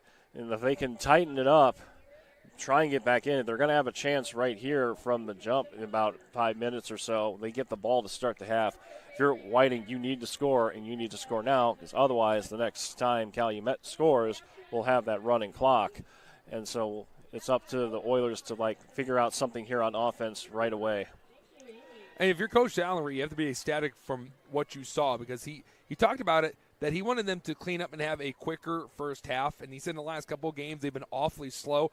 They look pretty fast, and I haven't seen really too many mistakes from Calumet, not really too many penalties, haven't turned the ball over. Their defense has been stellar, and Jaden Campbell, the freshman, as we talked about, he has looked great, and they haven't had to rely as much on Bryce Brandon, their star running back, as much as you and I thought going into this contest. No, it's like I'm trying to sit there and how many times have we called his name, and it just hasn't been a lot for this half. It's like maybe just giving up a breather, but when you have options like that, that's a great tool to have going forward for them to have like a running back core and having a quarterback that can really get you passes down the field. And these have been good stretch passes too that bring those linebackers back, because now they have to pay attention to the throws, and then that opens up the lanes for you. And it's just everything is clicking right now for this Calumet offense. We will take one more break, and we will be right back for second half action here on the Regent Sports Network as you're watching Game Night on the Regent Sports Network, the only game in town. At Strachan Van Til, we believe grocery shopping should be simple. Now, shopping is easier than ever with our new and improved website. Find what you need fast. Browse your favorite products, add them to your cart, and check out in just a few quick steps. Choose between convenient in-store pickup or let us handle the heavy lifting. From our shelves to your doorstep, skip the lines, shop your way, and spend more time on what matters most. With our rewards program, enjoy incredible savings and personalized offers every time you shop. Shop online now at strachanvantil.com or download our app today. Mistakes, and that's why we've got such a close game right now. Right, it was almost a tale of two quarters.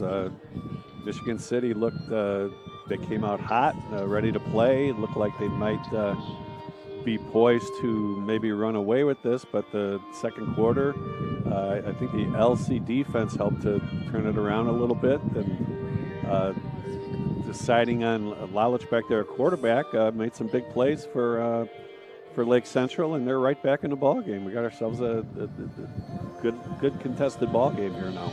Yeah, this one should be fun down the stretch. I've been really impressed on both sides of the ball for a couple of different reasons. For Tristan Hart, he has moved the ball, in my opinion, pretty well. He's been looking for his receivers.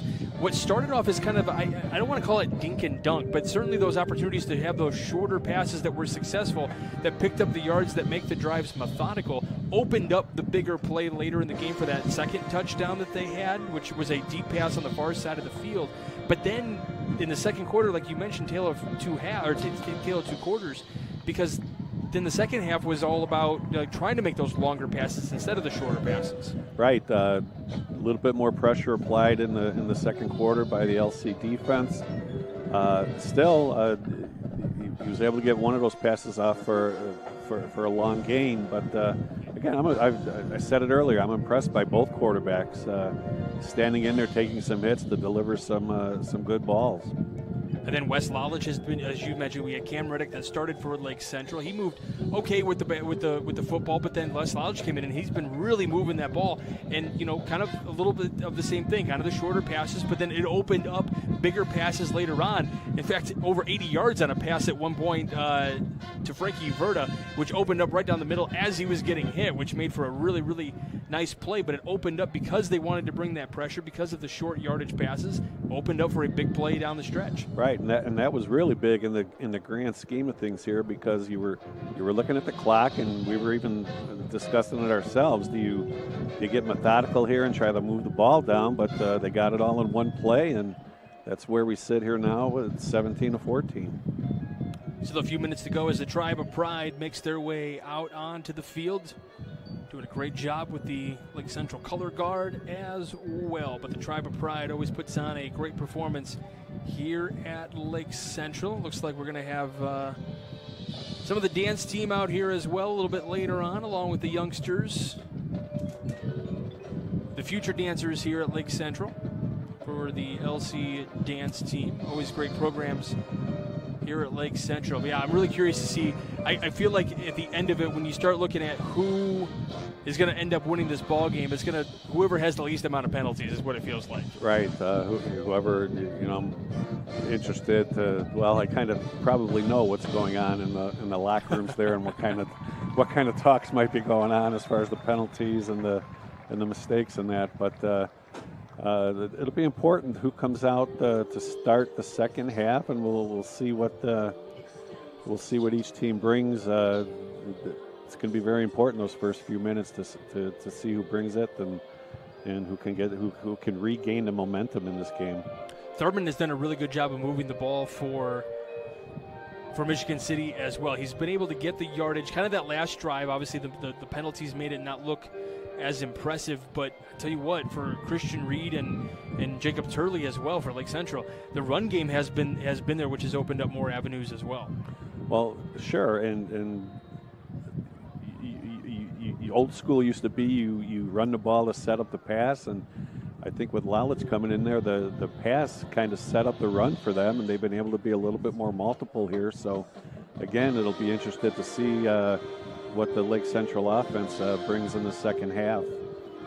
We're going to step aside for just a moment as the Tribe of Pride continues to perform here at Lake Central, here on homecoming festivities. You are watching Game 9 on the Region Sports Network, the only game in town. Life isn't always loud. Sometimes it's the quiet moments that matter the most. Only allowed 7 points on the season. Of a dream and taking for root. Whiting, they have to go up against Boone And Grove. So if you're Whiting, you got to be excited because Boone Grove has been struggling this year. Even though last we checked the RSN scoreboard, they are up on River Forest. But those are two programs that are trying to find some rhythm, get some momentum going. But that Calumet Wheeler game, that's like defense versus offense, the classic matchup. Yeah, Bryce Brandon, the junior who has over 800 yards against them next week, that's going to be a fun one. Kick is away, and it's going to roll past the goal line into the end zone for a touchback. For a minute there, that looked like that was just going to die right there at the goal line. And that would have been one of the best kicks we have ever seen. Yes. In any sort of football from any Michael level. Oliveri. Talk about your finesse and your touch. I wish my golf shot would look like that sometimes. Ugh. But not talking about golf right now. Yeah, the Ryder Cup not going well for the Americans right now. Well, it's the first day, so. Still got some time. So Whiting will take over on their own 20-yard line. Madrado staying out there. He had 2 interceptions, and he fumbled the ball. So 3 turnovers from him alone. Handoff up the middle, and that running back keeping it going, and that is the star running back who keeps on going down the field, Demetrio Lopez, into the game, and what a run as he got 17 yards. We had mentioned, we were wondering where he was, and, well, there he is, and he just basically hits, keeps the legs churning, and just fights and carries, about half of the Calumet Warriors with him as they get the big first down. Lopez had 13 carries for 126 yards last week with the hat trick, 3 touchdowns. They're stacking up a couple of tight ends to the left. Lopez getting the ball, going to his left side, spinning off of a tackler, keeping those legs turning again. It's just going to take about 4 Warriors to finally get him to the turf. Another solid run from Lopez, just jumps to the left. It was about a 4-yard carry for Lopez. He came in with 754 yards, and he has scored 10 touchdowns in his last 3 games. Talking about those last 3 games, all of them 100-plus games, he's averaging 206 yards a game these past 3 weeks. Got some. Why not? Keep going back to Lopez. As Lopez picking and choosing, and Calumet was able to late slow him flag down for a moment as a flag does fly in from the back judge. This was way after the play, so this is going to be a heavy one. The ball being spotted at the 46 for the time being, and the penalty is on Calumet. Yeah, a little after play excessive shoving. And at that point, you're up 30-0. Why add on the 15 yards to make a boneheaded play like that? Yeah, that's not going to be fun for whoever did that come Monday at practice. Oh. Hope they brought their running shoes. Want to be on the cross-country team? Interesting to point out. Whiting up to the 40-yard line, and this is going to be a false start on the Warriors. So they had Shakur Parker lined up in the backfield, 5'10", 329-pound junior, kind of working as like a fullback back there. Yeah, definitely you call that your power formation. Yes, you could say that's the jumbo formation when you got him back there. As the Whiting offensive line, their average weight is over 296 pounds.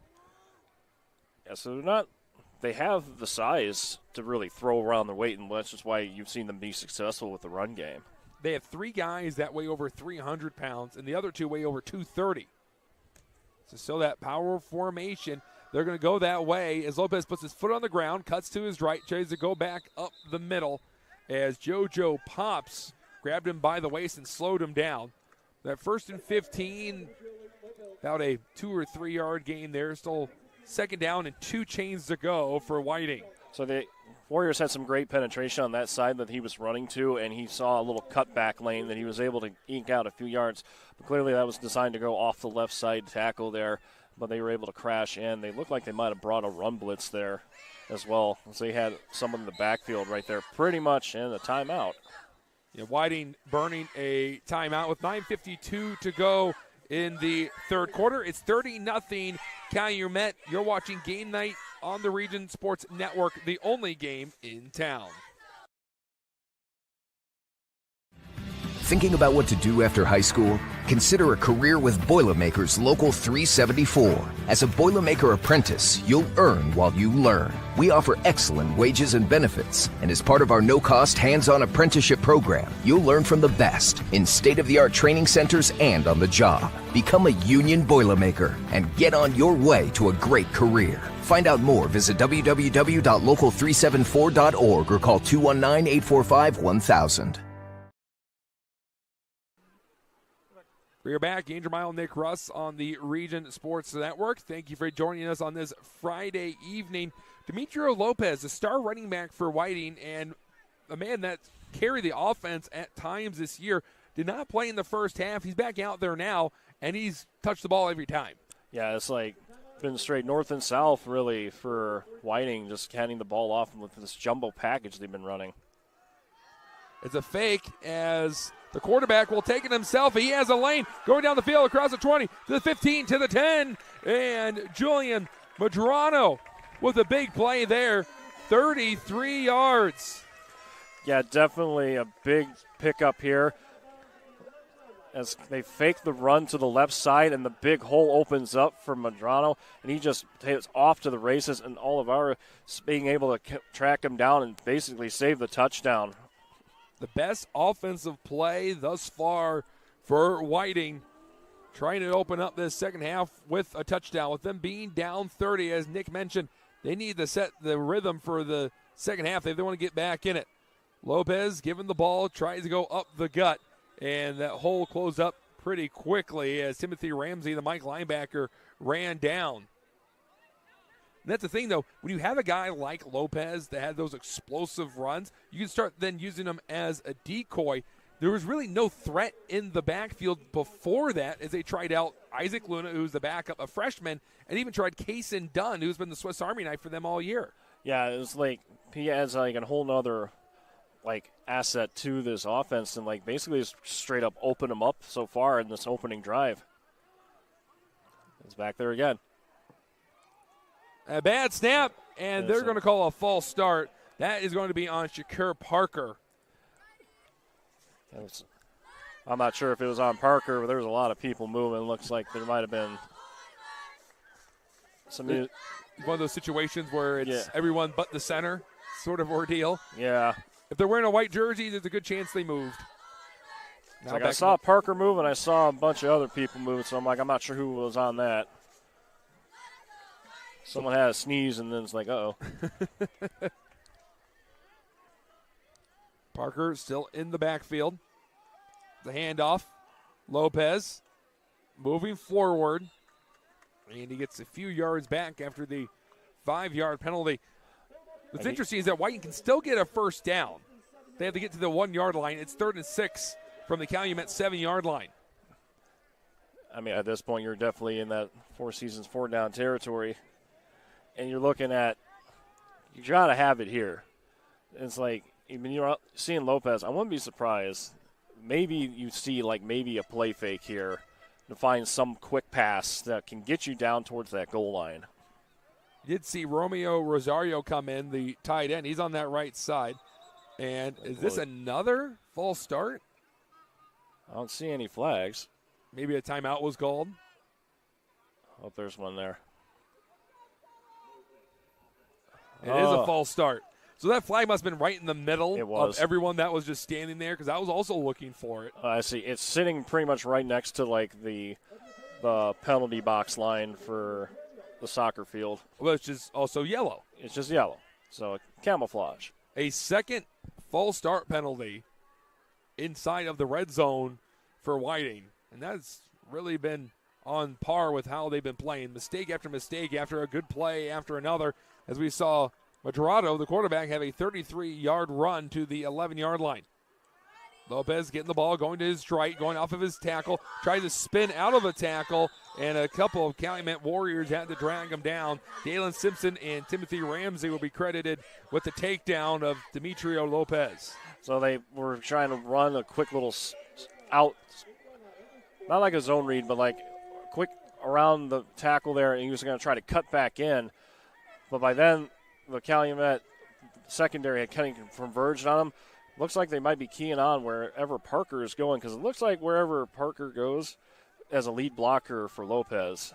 So this is Four Seasons Mechanical, 4-down territory here. 3 receivers to the left. Madrado dropping back to pass. He has a man open, and he misses him. He tried to go to Dunn. He missed it. It was almost intercepted, and Whiting kept off the board again.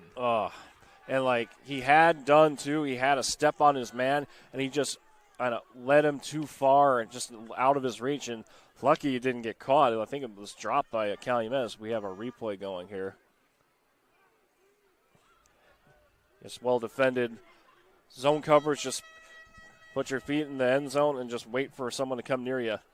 So about 4 minutes came off the clock on that drive, and Whiting walks away empty-handed. As Calumet takes the field for this first time in the second half, they'll attempt to go 92 yards, and if they score a touchdown, that means running clock. And Brandon in the backfield once again. Bryce Brandon will fake it to Boyd.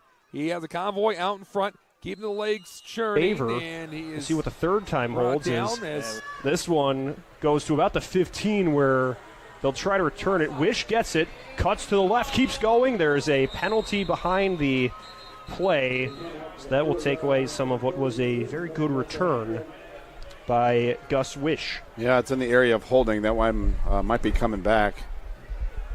Leo, we got fireworks off in the distance. I was watching that towards just beyond the trees behind us. Yeah, I don't know. I'm a Portage grad, and you don't need a reason in Portage to have a fireworks show. Let's just put it that way. Gotcha. I wasn't sure if it coincides with the homecoming festivities or that was... That's a possibility, but that's kind of far off. But right. It could be a plethora of reasons, Leo. I mean, I can't even begin to imagine. But that's a pretty good show going over there. Yeah, that's captivating some of my interest here. Yeah, right. A nice evening for it. We're spoiled, like you said earlier, to get a night like this in late September as Chesterton takes over on their own 24-yard line from the left hash mark. Boyd will put Wish in motion, and he will hand it off to the receiver, Wish. He turns the corner at the right side of the line, gets to the 35, and is shoved out of bounds. So Wish on the jet sweep. Picks up. He will get enough for the first down, brought to you by Four Seasons Mechanical in Merrillville. Yeah, as we mentioned in the first half, Gavia got a boatload of touches, didn't he? Yeah. They moved him around a lot, but, again, they have to use other weapons as well. If they want to advance in the tournament, it can't be all him. And they have other guys, as we mentioned with Rosso and the tight end that scored a touchdown. They have other guys, but they just got to mix it up a little bit. It's 1st and 10 from the 34. Boyd hands it off to Govia. He will move to the right side of the line and continues to drive forward. Picks up about 8 yards on the first down carry. He's 2nd and 2. And he's a good guy to always have in your back pocket, right? If you need a couple yards, you can always give it to Andrew. But again, it's another reason why they show that play is maybe just give somebody to think about on film. Right. Give somebody else something to prep for. Wish will be out to the far left. The ball's at the right hash mark. The receiver, Wish, put in motion from that left hash mark. Now he'll set up on the right side. It'll be a handoff to Govia. He slices to the left side of the line, gets to the 40, keeps going 35-30. 25, he is wrapped up and brought down. But a huge pickup for Andrew Govia.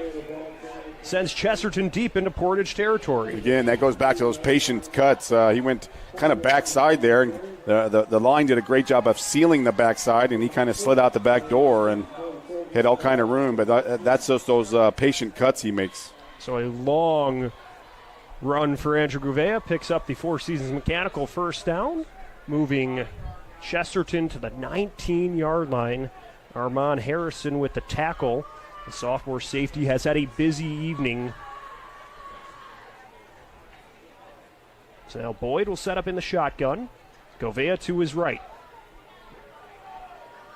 Put Wish in motion. It's a handoff to the receiver. He's going to have room along the right side. He gets to the 10, keeps going, and he will tumble towards the goal line. He's in the end zone. All kind of room over there. The secondary on that end of the line just never really stepped up and made a play. They kind of just kept backing up and riding him toward the sideline, and he just kept going. He took what the defense gave him.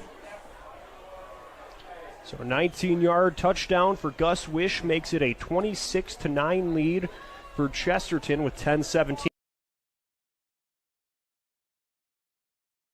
A bit more downfield because he was just sitting there waiting the whole time. Lucky he didn't pick that off. That's old-fashioned tip drill, but he couldn't locate the football after it deflected off of his right hand. He'll be thinking about that one after the game ends.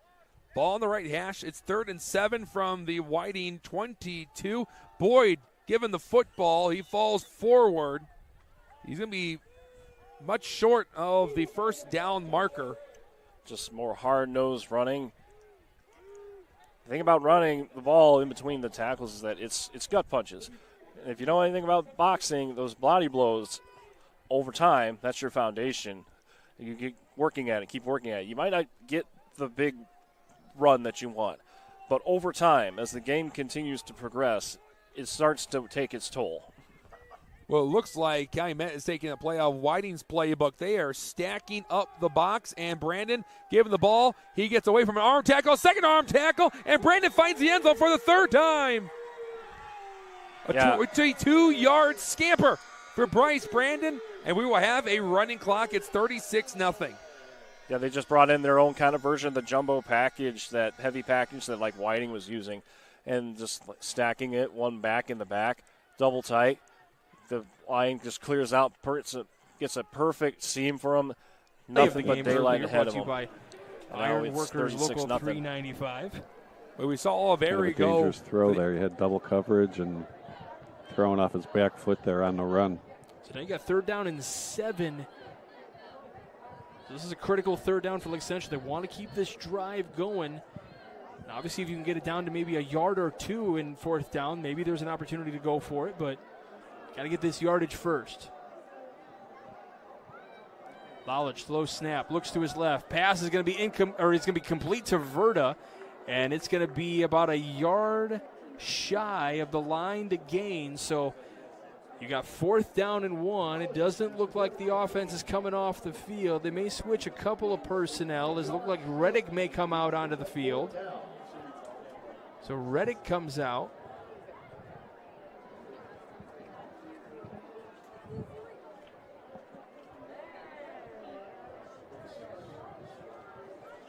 So Reddick in at quarterback as well.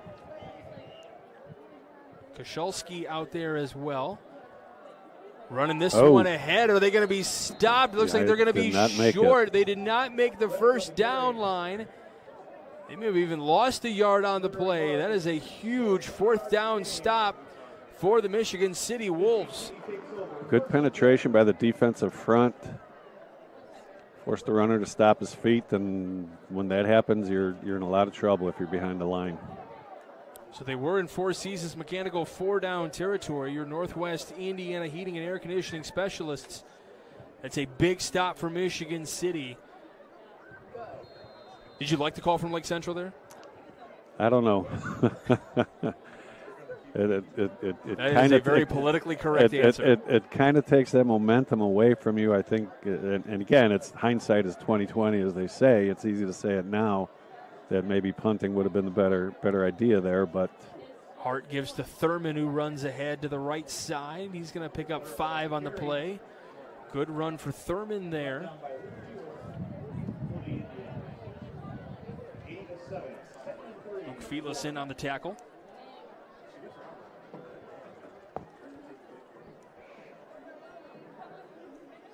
But you've set Michigan City up here, and you had a little bit of momentum coming out, moving the ball there, moving the sticks, a couple first downs, and now your back's against the wall immediately. Thurman trying to pick up that first down, and he's going to be about 2 yards shy for Michigan City, so they have third down and short.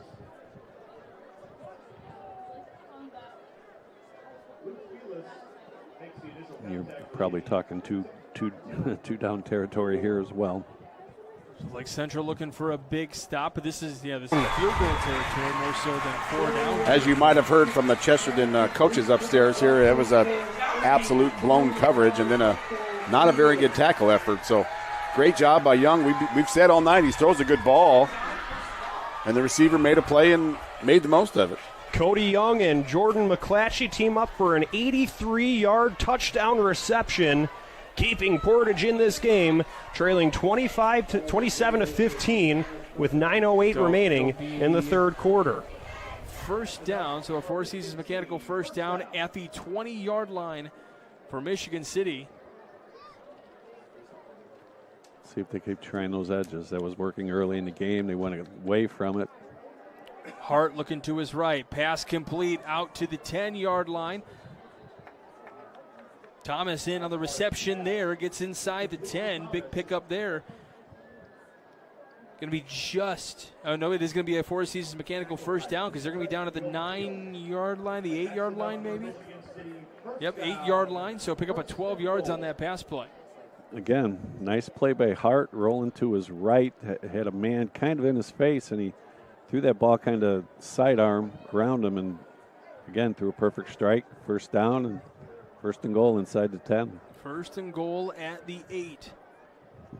Here's the snap. Hart steps up at the 10, looking to run, and gets taken down.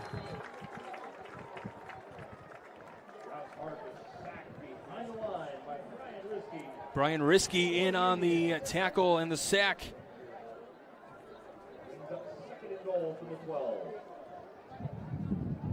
Might have been another time where might have tucked that ball up and run. Looked like he had a little room to run there. Yeah, you wonder if he wants to run, if that's the play call. He has that option, is taken down again. This time shy of the 10-yard line. And you can definitely see some frustration mounting for both Thurman and Hart. They feel like maybe there should be some flags potentially thrown for some of these hits that Lake Central is putting on them. Well, I say, are you seeing anything? I'm not seeing. Well, that one there might have been what did they call it? A bit of a flop there. Okay. Okay. I think he was trying to milk a flag out of there. Hart looking to his left. And we are not going to have a flag. Wow. I think you saw what I saw. Yep. Zaire McKinney couldn't come up with the catch. Definitely some, I'll say it, just some questionable. A little extracurricular activity. Extracurricular activity there. Hand holding a jersey potentially. That's what I was thinking. So now we have a field goal attempt here. Would make it a 20-14 game with a good field goal here. Ball sits on the 10-yard line. Timeout taken by Michigan City.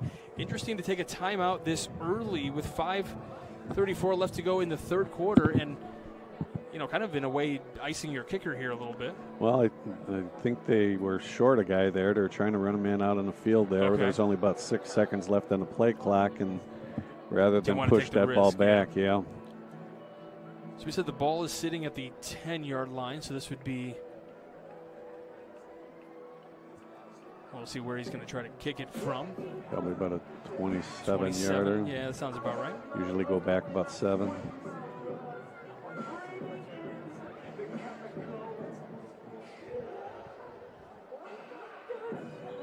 So the defense gets sets up here. Yeah, so about the 27. So the ball is on the. They're going to place the ball on the 17 for Hart. Kick is up, and it is good. So a 27-yard field goal completed for Michigan City. Just a deep throw, just beats his man, was out on it by his own. The safety coverage not there, and he just easily catch and waltzes in. What a play. What a performance by Brandon Smith. He has an interception and now 2 touchdown receptions. Field with Wish on the left side, Raffin on the right. No safeties back. They try the hard count, and Portage might have got a little too eager. Yeah, they had no safeties back. They're bringing the house there, Leo. So it'll be a 5-yard penalty to make it 3rd and 10. Makes it more manageable. Every little thing counts here when you can move up 5 yards. Yeah, that's 3 of those. But again, they're bringing the house. There's no safeties back. On a pretty big play here. So Boyd brings the troops to the line, 3rd and 10 to go. 3 receivers to the right, 1 to the left. He drops back to pass. Portage brings the house. The ball will fall incomplete. He ran out of time, just had to fire it away. Couldn't get it to a teammate. So the incompletion brings up 4th and 10, and we will see the punt team on the field from Chesterton. It was the perfect play call. They brought the house and were bringing the entire line, and it was a screen play. And again, Govia just got mixed up with the defender. If he doesn't get mixed up, he's probably gone. But, yeah, you got to execute under pressure. Portage will have to take a timeout as they couldn't get a player off the field, so that might be one they end up needing later with about 7 minutes to play. You can stay with us after the game when we'll name the Proud to be Union play of the game presented by Ironworkers Local 395. The clock is still running here, by the way. So we'll have to get that sorted out, too. To find out how you can become a Union Ironworker, visit ironworkers395.com. Certainly been plenty of strong contenders for what could be the play of the game in this. It's turned into a very offense-heavy matchup between 2 Duneland Conference rivals. When they played last season, it was a lot closer. Chesterton in 2024 picked up a win 10-6 at home against Portage. Well, Portage was pretty competitive last year. Right. Well, they have 4 wins last year. Big cushion there to left. Big cushion on Verta there. It was an easy catch and throw, but then it was all him with the move. They'd get around the cornerback and did that feel a little shades of like those. New Orleans, Minnesota there for a second? A little bit there. 4:41 to go here in the 3rd. Frankie Verta already with 2 touchdowns in this one. Picks up a big play there. 2 receivers to the right. Hand off to Reed. Off to that right side. Reed cuts back inside, out across the 15, and taken down at the 12. Not quite yet. There he goes. He was trying to still break free, but they blew the whistle to stop his forward progress. So maybe they're going to have it at the 11 or 12. Good yardage on 1st down. We were just talking about the run game maybe installed a little bit there, and there's a good run to get it going. So 2nd down at the 12-yard line. 2 receivers to the left, 1 to the right. Reed is going to be stopped at that line of scrimmage. May have picked up a yard on the play. So it'll be 3rd down and short coming up here, but certainly a big spot for Lake Central. They want to answer the field goal and potentially take the lead in this one with a good PAT. You got to believe if it's 4-down territory when they're inside their own 20, it's definitely 4-down territory here. 4 Seasons mechanical 4-down territory potentially. We're going to wait to see. This is the 3rd down play, though. Reed in the backfield. 2 receivers to the left, 1 to the right, and we're going to have a whistle here, and it looks like a timeout going to be taken by Lake Central with 3:09 to go here in this 3rd quarter.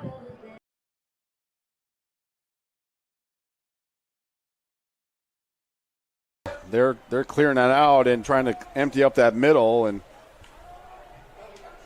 doing Cody Young with a little draw play and design run. Just get those linebackers out of the middle, chasing all the bunch here. It's all eye candy, Leo. It's just it's a distraction for the line to block head on head. It's following the 6-yard pickup from Young. The Indians need 4 yards here.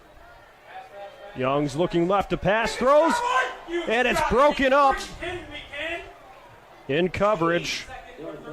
We saw that was Caden Sherwood able to break that one up. Nearly had the pick, but it bounces above him. Yeah, that hit him right in the worst spot there, Leo, right in his hands, didn't it? And he might have had visions of Sports Center highlights there, but that was pretty easy one there. So Sherwood unable to hang on to the interception. We'll see now if Portage can make them pay for that after avoiding the turnover. 3rd and 4 on the 43. Young, another passing look, throws to the left, and he will be dropped. He was looking for Jenkins, but there's also a flag thrown. We'll see what the penalty marker is for. So the Portage players are pointing. What an electric run by their senior Chesterton. running back. Face mask on the Trojans. Off the edge here. As we get the replay queued up.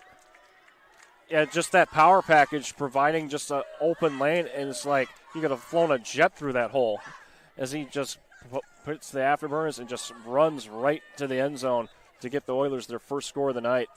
Demetrio Lopez just scored his 12th touchdown of the year, his 11th in his last 4 games.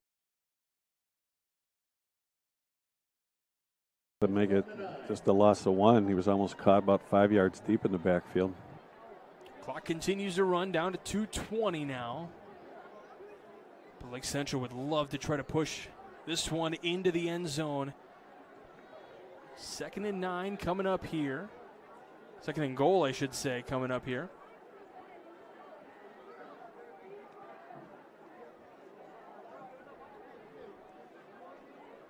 Here's the snap to Reddick. Reddick looking to the end zone. Pass is going to be just a little high.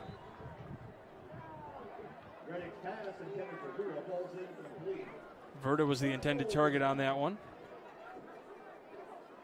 Verda had the inside position there, and might have been just a little too quick on that throw, or maybe the receiver just a little too slow coming out of that turn. We talked about that timing kind of early in the game. That's kind of been the.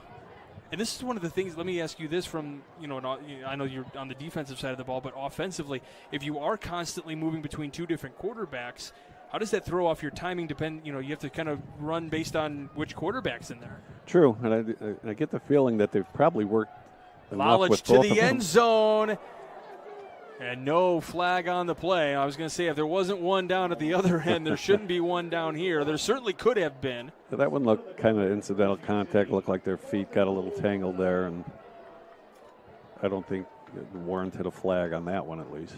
It wasn't hand fighting there. It was more. Yeah, it wasn't as obvious, but right. Could have seen it. But Lake Central going to attempt the field goal here. It'd be a good place. 25, 26. A good place for a fake. Could be. 26, 27-yard field goal coming up here. Olenkamp with the kick. And it is through, so 20-17 is your score. $1.46.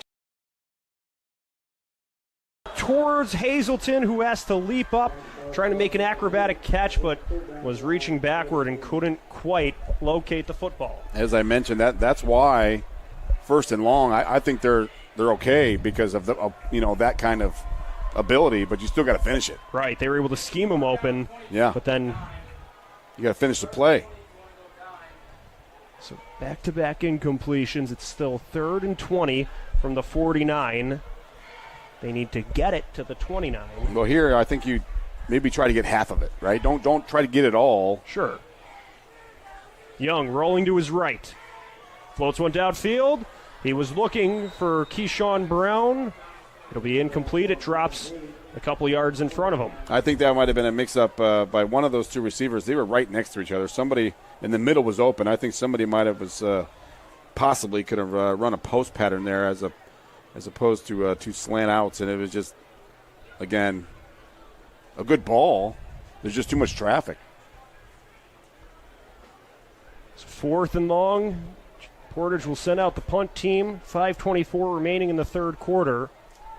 So following the big stop defensively, they were not able to follow it up with points. And now the punt from Scanlon skips at the 15. It'll be scooped up.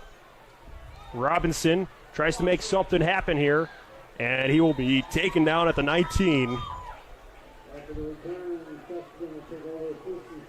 Again, Leo, they got to try to get a stop. Stay in this ball game. 2-possession game right now.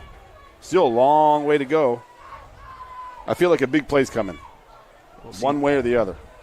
We'll see Hunter Boyd and the rest of this Chesterton offense taking the field on the 20. So 80 yards to go, 5 minutes, 11 seconds remaining in the third quarter. They lead 27-16.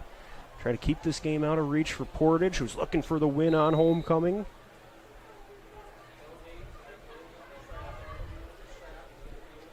So the sophomore quarterback steps up. Gouveia will be to his left. It's a handoff to Gouveia. He rumbles to the left side of the line and keeps going forward. Fights for a handful of yards, gets to the 25. Yeah, when all else fails, hand the ball to him.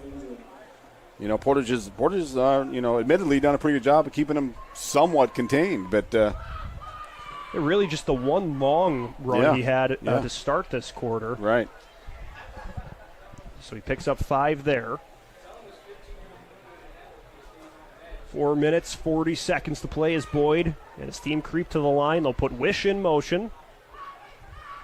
And another handoff to Gouveia. He tries to turn the corner, getting to the left side of the line, keeps twisting and turning, fighting for a couple of yards there to make it third and manageable. I thought number 7, Tristan Burleson, kind of cut that. That could have been a big. Right. Seems very poised. Not letting things bother him. 2 receivers to each side. 1 man in motion, that's Thomas. Now looking down the field. Pass is going to be complete for a first down. And it is Stewart out there for the catch. Braden Hurley in for the tackle on that one. And a Clark kid. So at the 42, 1st and 10. Lake Central notice you only mentioned it on positive plays. There is going to be a flag on the play after Lake Central swarms Thurman on the play, so we'll wait to see what the penalty might be.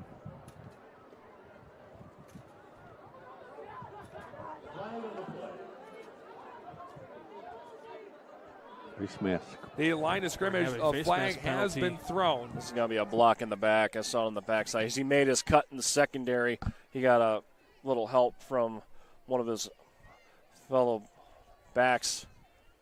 Yeah, they kicked the flag up to represent the spot of the foul, which is the 26.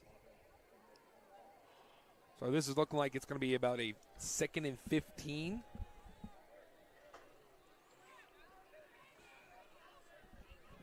Spot the ball at the 36. So it is 2nd and 15 for Calumet. Under 5.5 minutes to go.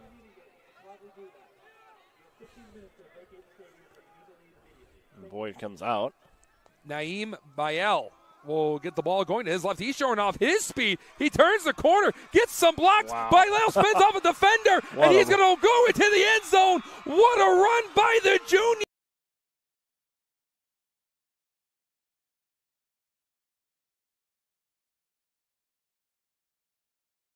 This incomplete pass by Whiting, so they're trying to capitalize on that great return.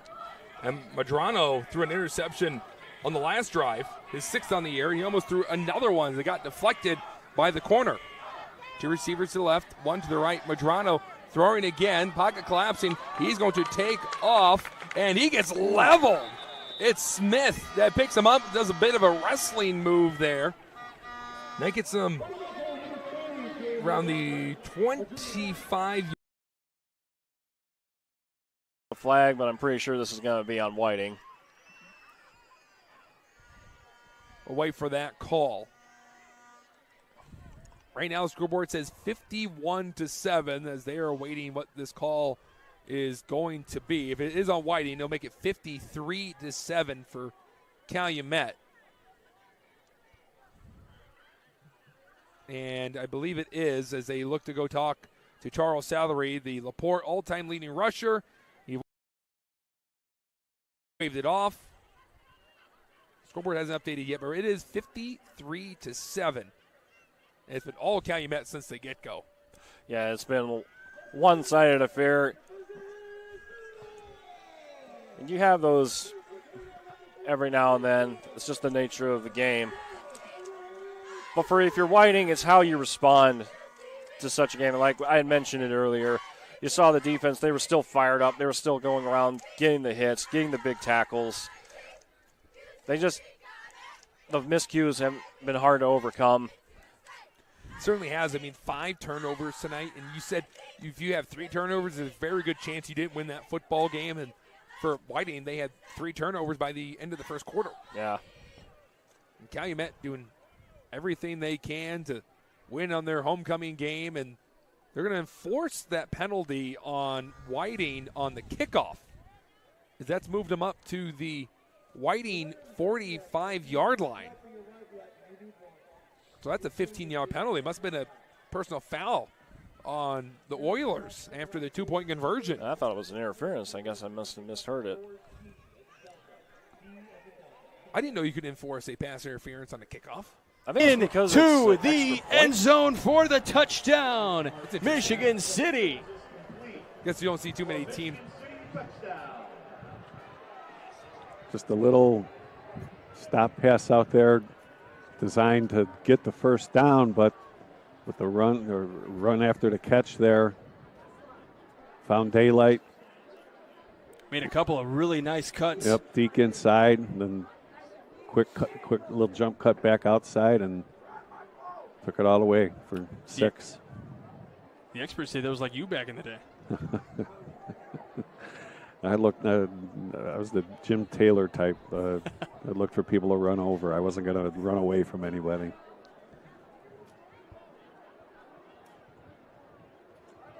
It's not the sources I talked to. my mom and my dad. 2-point play is going to be successful. And the pass is going to be to Burnett. So Burnett going to pick up the 2 points, and it's going to be a 28-17 ball game with 11:43 to go in the fourth quarter. You're watching Game Night of the Region Sports Network, the only game in town. Earn while you learn from the best hands in the business. The Bricklayers Allied Craft Workers for Indiana, Kentucky Apprenticeship. That's right, this is a paid apprenticeship. I'm getting an education while learning a trade and getting paid for it. The thing that surprised me the most about this apprenticeship program is the respect I've received after the proper time and training. Classes start soon, so apply now. There are training centers throughout Indiana and Kentucky. We are the Bricklayers and Allied Craft Workers for Indiana, Kentucky Apprenticeship. The best hands in the business. Anything can happen, but I think we'll have a team or two, at least at the semi-state level, if not Indianapolis, come Thanksgiving weekend. Should be an exciting October and November across the region as the injured player continues to be attended for. We will step aside. You're watching Game Night on the Region Sports Network, the only game in town. Blythe's Team Sports in Valparaiso is a leader in athletics apparel and equipment sales. With in-house production including screen printing, trophies, embroidery, and more, Blythe's can help you to create the perfect look. For more information, visit them online at teamblythes.com. Blythe's Team Sports in Valparaiso, where the athletes shop. Doing a great job on the returns tonight, able to get Lake Central some extra yardage on that run there, that kickoff. And all kickoffs are presented by Quintel Incorporated, specializing in the reconditioning, repair, and remanufacturing of heat exchangers. And they've been handling all jobs of any size throughout since 1994. Lake Central down by 11 here. The clock becomes a bit of a factor here. You seemed a little surprised by the 2-point conversion as opposed to the point after. Yeah, they're thinking. Lalich waiting for his opportunity here. Verda trying to get a hand in there, and we do not have a flag on the play. Verda wanted it. I think we've definitely seen some play. I do like the officials letting them play. If they had thrown a flag there, I think it's warranted. However, I also like the no call as well. Right. So if you're, again, you kind of mentioned it before. If you're not going to call those others, you can't call that one. But getting back to the 2-point conversion there, if they don't get that, you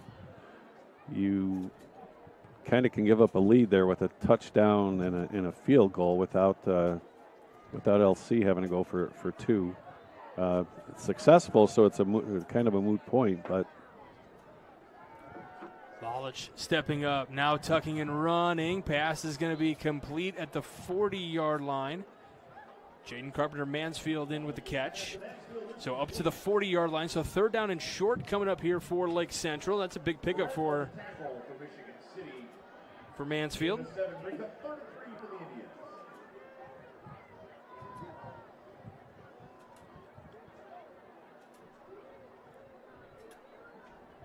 So they'll wait for the play call. Don't forget, we got awards we're going to hand out at the end of this one. We got 3 of them. Steve's already writing meticulous notes down to figure out who he wants to give these awards to. Bad snap in the bobble. Lalich trying to get out of the pressure. And he steps out of bounds just across the 30-yard line. Just a bad snap. Maybe trying to do a little too much on the play. Looked like he wanted to hand it off before he had the ball. Yeah, kind of looked like the snap might have been kind of high, but when you're kind of, again, well within the range that he should have been able to handle that. But like you said, maybe too quickly trying to do too much with it. I do, as much as it can be rough to watch at times, and this is just all across the state of Indiana, when you have younger quarterbacks, freshmen, sophomores that are playing. Sure, you're going to have some growing pains, and you just have to. This one continuing to bounce, make a nice Lake Central bounce out across the 25 and continues to roll up to the 22-yard line. Not too bad. Nice job by Olenkamp to get that one deep into Michigan City territory. Now, Trinniston Hart, after getting a nice touchdown combo there, going to try to make some more magic happen here for Michigan City. They definitely want to pile on after they lost pretty badly last week. If you were to comment on it like you did already, the game was definitely a lot closer than would have indicated by the final score. It hit that field. It just kind of hit a point where it's just like, darn it, like they just keep scoring at will at this point. It really doesn't give a good representation of how hard Michigan City did fight in that game. Right. It was just a basis of fact that Maryville was finishing their drives, and Michigan City, again, shooting themselves in the foot. It's funny because a lot of us were kind of debating on the idea, is this one kept by Hart? Hart on to the races. And he is not going to get stopped by anyone. Trinniston Hart into the end zone for the Wolves touchdown. 78 yards on the run for Hart. Little option read there. Pulled the ball. To be honest, he had me fooled as to who had the ball. And all of a sudden, he's breaking through the pack. It was almost given to Stewart, and the line started to move in his direction, and then Hart just bursted through the middle. He had just over 280 yards coming into the day, so he's over 300 yards rushing already on the season. Probably closer to 400 now, because he's run for some yardage and then just broke off for 78 on that run. PAT is on the way, and it is blocked. So it is no good. So 34-17 your score. They have doubled up Lake Central here in this fourth quarter. 10-17 left to go. You're watching Game Night of the Region Sports Network, the only game in town.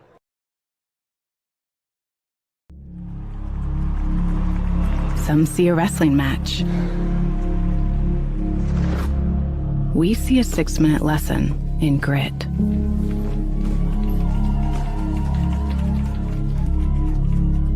Some see a coach sending a runner home. We see a mentor guiding a student athlete into the future. Proud to keep education in front of athletics since 1903. Flip the switch, a light turns on. Press the button, machines and instruments come to life. Touch the screen, communicate with the world. Simple tasks, guaranteed results, every second of every day. That's the power of power. And that's the power brought to you by the NECA contractors and electrical workers. Yeah, hopefully the young man's fine. A lot of times that's precautionary, right? And we hope he's fine. But if you're the Portage sideline, you can't forget that you're in this ball game. You're one play away from making it a one-possession game. So after a bit of a lengthy delay, both sides trying to get back in the swing of things here. 2 minutes and 40 seconds to play in the third quarter. Chesterton trying to roll downfield. They will hand it off to Govea. He cuts and is dropped just past the first down marker. Big contact. It's number 35 there, Leo, huh? From the secondary from Portage. Vincent Ramos, another sophomore. That's what I had, a bit of pop on Govea there. He was really able to make an impact there, but Govea still picks up the Four Seasons mechanical first down. Chesterton driving here after Portage was able to stop them last time out. We'll see how the Trojans respond. They'll move back to the line, getting to the opposing 43-yard line. They'll put the receiver in motion. It's a handoff to Wish. He tries to turn the corner. Multiple penalty markers on the field. He spins at the 40 and is wrestled down. But we'll get this one sorted out. Yeah, that's going to come back. Pretty obvious on the left side of the line there by the lineman. So that takes away what could have been a good run for Gus Wish. We had seen him with a rushing touchdown earlier in this third quarter. Leo, we could have called that one from up here, I think. Right. As both teams still trying to overcome these penalties as they've been persistent on both sides. Yeah, a lot of laundry on the field tonight, Leo. A lot of laundry. Has caused maybe some of these drives to unravel where both teams are getting moving but then have to hold up, go back. It's been a weird game as far as flow. Right. You know what I mean? With all these flags, and the injury of the young men, but even before that, it's kind of stagnant.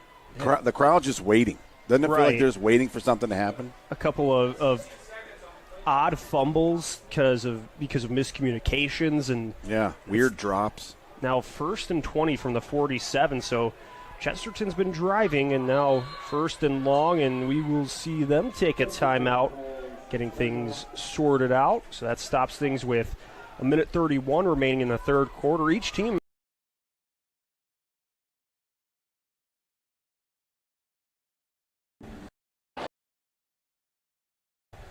one explosive We'll play. give you another Strachan Right back to Bechtel this ball game. hometown scoreboard update as a lot of these games. Yeah. It's kind of like you just keep the game ugly. You know what I mean? You just mix it up and you prevent Chesterton from setting the tempo, from playing the type of game they want to play. Right. And for a Portage team that is winless on the year, still showing a lot of fight here in Week 6. Yeah. You look at players still holding their heads high and hustling on every play. That is good to see from this squad that's playing a lot of sophomores and juniors.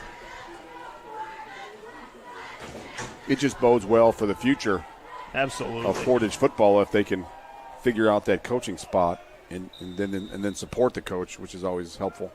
Boyd gets his team ready. They move a tight end in motion. Handoff to Govea. He goes to the right side of the line, and he will be brought down. Picks up a couple. But Portage stacks things up at the defensive front to take away some real estate from Govea. So you wonder how close to the vest Chesterton's going to play this. 2nd and 19, so still a ways to go here. Ball's on their own 48. Just over a minute to play in the quarter. Yeah, there aren't too many plays for 2nd and 19, Leo. You just want to chip away, maybe get a third. That's where it helps to have Govea. Yeah, a little draw play or so. They put Raffin in motion. Boyd drops back to pass. He will throw to his left, connects with Raffin. He has room to run at the 35, and he is shoved out of bounds at the 31. So Lewis Raffin answers the call, and will get a lengthy first down pickup for the Trojans. I think that right there we saw another part of Gavia's game. He stepped up and took a blitzer right on and stood him up and gave Boyd some more time, for that pattern to work across the field. So great job of Gavia stepping up and being another blocker. You can't put a price tag on that, right? I mean, it's just another extended lineman.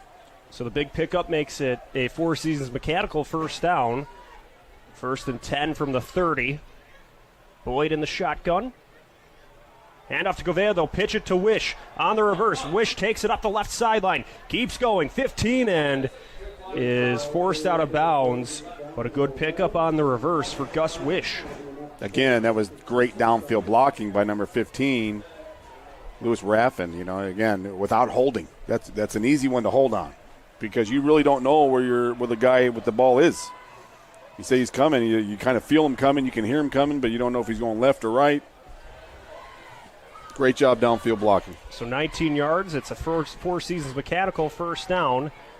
The Trojans will take over on the 11-yard line. Bradford puts Raffin in motion. Boyd will hand it off to Govea. He'll pitch it to his right to Raffin. Raffin try to turn the corner at the 15, and Portage will get to him. Looks like a loss of 1. Yeah, he did good to get back to the line of scrimmage or close to the line of scrimmage. I think Chesterton's going to take this to the fourth quarter. So time winding down here in the third quarter. Chesterton leads Portage 27-16. We've got a good one going here on homecoming at Portage. Stick around. Fourth quarter's coming up next. You're watching Game Night on the Region Sports Network, the only game in town.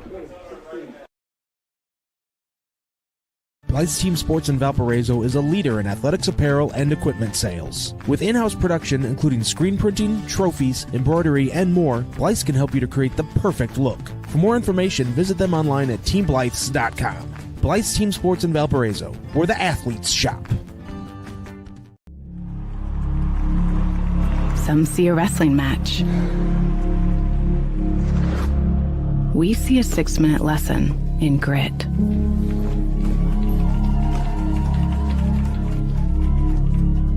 Some see a coach sending a runner home. We see a mentor ball is loose, though. guiding. Right at the 50, and Michigan City may have it. They're saying they do. I have not seen an indication yet.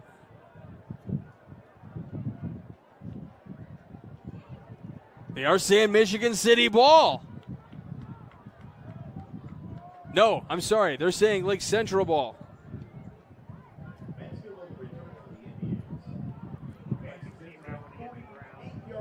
From the 48-yard line, Lake Central will start.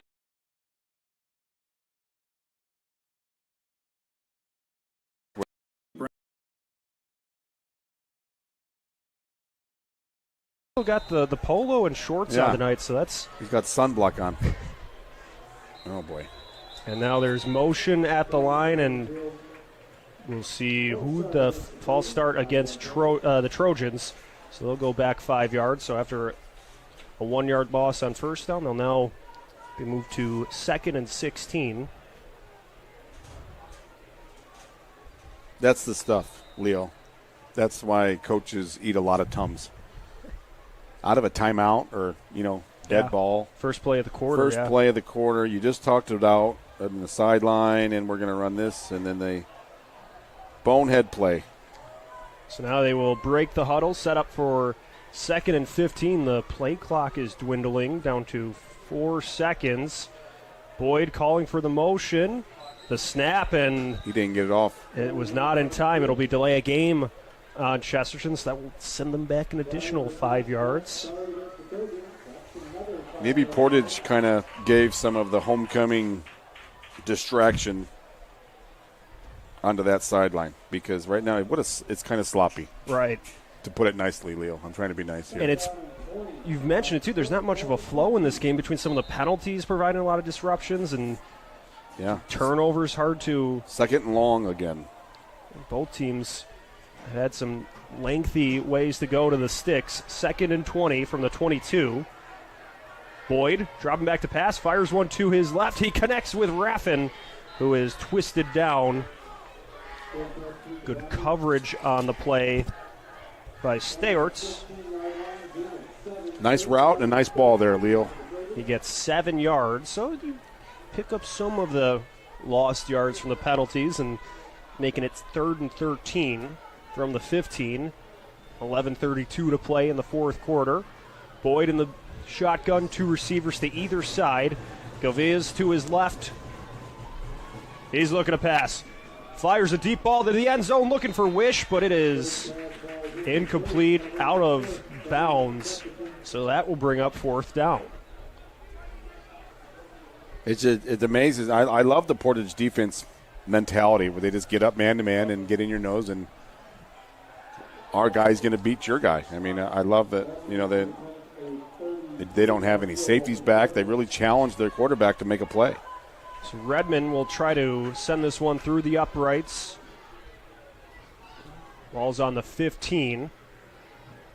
So make it a 32-yard field goal attempt. He sends this one low. The player might have got a piece of it, but it spins through the uprights.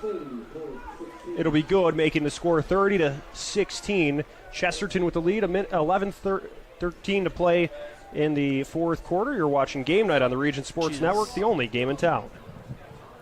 For Lake Central, even if you walk away with a loss here in homecoming tonight, you still want to try to find some positives and build on certain things, run the plays that you want. Sure, you'd like to put some more points on the board here, and on a positive note, if you can't get it back back in the ball game. First down picked up on the run from Jacob Turley. So the Four Seasons Mechanical first down is picked up.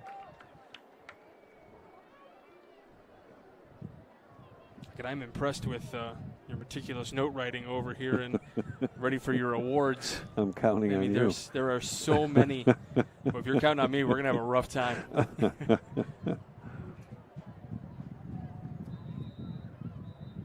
Whistle being blown on the far side and a timeout being taken by Michigan City. And those awards that we are going to hand out tonight, the Crowd Companies Lantern Man Superhero of the Game. The Crowd Companies are the insurance superheroes, and they're proud to recognize the superheroes on the football field. We got the Boilermakers Local 374 Blue Collar Player of the Game. Earn while you learn with Boilermakers Local 374. And then the Proud Union Home Play of the Game, presented by Ironworkers 395. Go to ironworkers395.com to start your future as a union iron worker. Doesn't matter when you start. Just get in there and start. Never too late to start a second career, right? Never too late. No. I can attest to that. I don't know. I'm pretty set in my ways. Oh, you still have a lot of time. That's true. Yeah, I got time. Probably would 100% make more money. I'm guessing that pays pretty well. Bolich looking to throw. Pass is incomplete. Issa the intended target. It's Clark Kidd.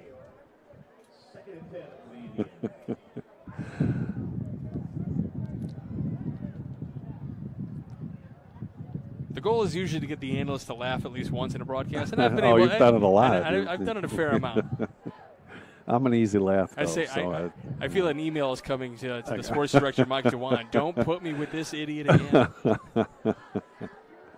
Not at all. From the 25, 2nd down and 10. Lalich stepping up, throwing up the middle. And again, incomplete to Issa. Lalich's pass for Issa falls incomplete. 3rd and 10 Indians. Overall tonight, obviously Cam Reddick was the starting quarterback. Lalich has had most of the abilities, obviously some signs as a sophomore, but I I've been impressed with the ability overall. It is only going to get better as he gets older. Very much so. Since he came in what was it, about the second quarter that he's been, that he took it the rest of the way, showing a lot of poise in there. You know, he did make a couple, bad throws, but he's standing in there and delivering a good ball. Trying to find this one to the end zone. He was looking for Verto right at the goal line, and going to be incomplete. Good defense there from Michigan City. Good coverage on the play. So 4th and 10 from the 25. Just over 6 minutes to play. Do you like the idea of going to the end zone, or do you want to just see him go to the sticks and pick up those first downs and then make your shot at the end zone? Well, I think now you kind of just want to get the first down here.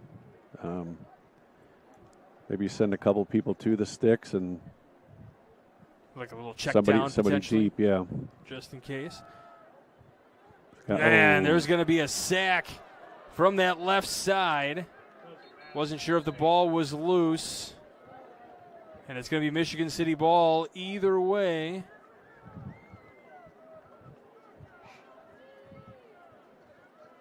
Still get to pad the statistics if you get a fumble recovery. I believe it was Julius Hurd who got in there, number 44 on the sack. Do we have a replay of that by chance, Zach? No. Didn't mean to call you out. Sorry about that. He's been doing the replays all night. He just doesn't tell me when he's doing them. I'll call him out if he would smack me a little.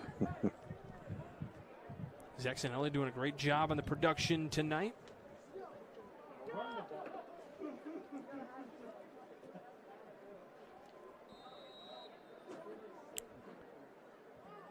Martin Murillo Jr. working on the camera upstairs above us.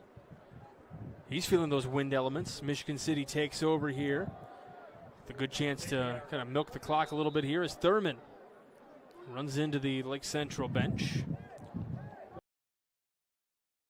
Side, Merrillville played a relatively penalty-free game, but tonight it's felt like it's been both ways. Yeah, it's 9:30 and there's 10 minutes left to go in the fourth quarter.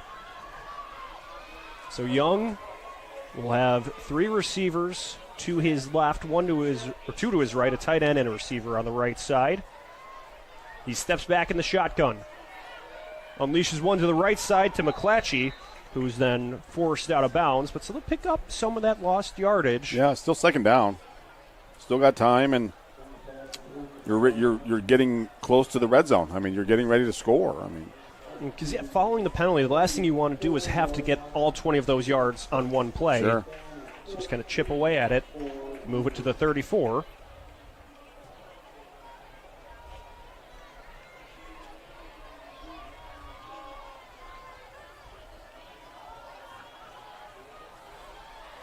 So here's Young, getting ready to work. Lone man in the backfield, tries the hard count. Now he steps back in the pocket to pass. Floats one right side. It is. Is that picked or caught? Nothing. Incomplete. Looked like an interception there for a minute, didn't it? Yeah, a little underthrown as the safety might have had a chance to get to it, but it'll make it 3rd and 14 following the incompletion.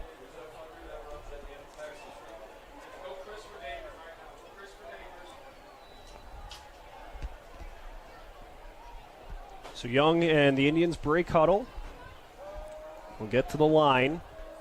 Watch that tight end here, Leo. This is the play that they've kind of leaked out the tight end a little bit. And streaking pattern. The tight end, Cole, will be at the left side of the line. Here's Young rolling to his left. Fires towards the end zone. Oh, broken my. up. Peyton Dilbeck gets the pass breakup. He was looking for Jenkins in the end zone, but Dilbeck might have got the helmet on it. Yeah, I thought Jenkins did a good job of trying to make room for himself, and then Dilbeck made a play on top of it. That was really nice 1-to-1 there.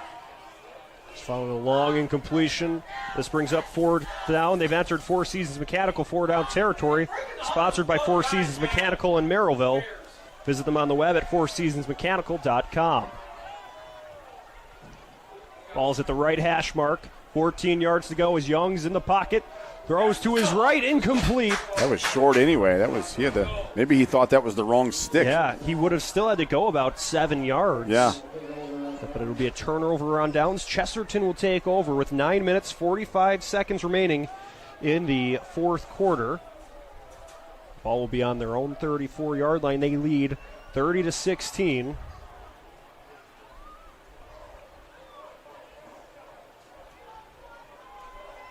So Hunter Boyd, Andrew Govea, and the rest of the Chesterton offense trying to work downfield, take some time off the clock, and add to this 14-point advantage. Boyd has Govea behind him. He will hand it right off to his running back. He keeps driving, crosses the 40, gets a couple more yards, and is eventually stopped. 8-yard pickup. It'll be 2nd and 2. Yeah, this is when this is Govea time, right? Move the chains, move the clock. Looks to be from the 42-yard line. 43. Boyd works the play clock down to 9. Yeah, he's looking right at that play clock on the north end, waiting for that thing to go down below 3. And now the handoff to Govea. He has some room. He continues to surge forward, crosses the 50, gets down to the opposing 45. So he gets the first down and then some. Andrew Govea with the Four Seasons Mechanical first down. Yeah, this is when those body shots accumulate. We talked about earlier. Defense has been out there all night. Both teams, really. It's been going back and forth. It's just I would like to see the total of penalties we've had tonight. Right.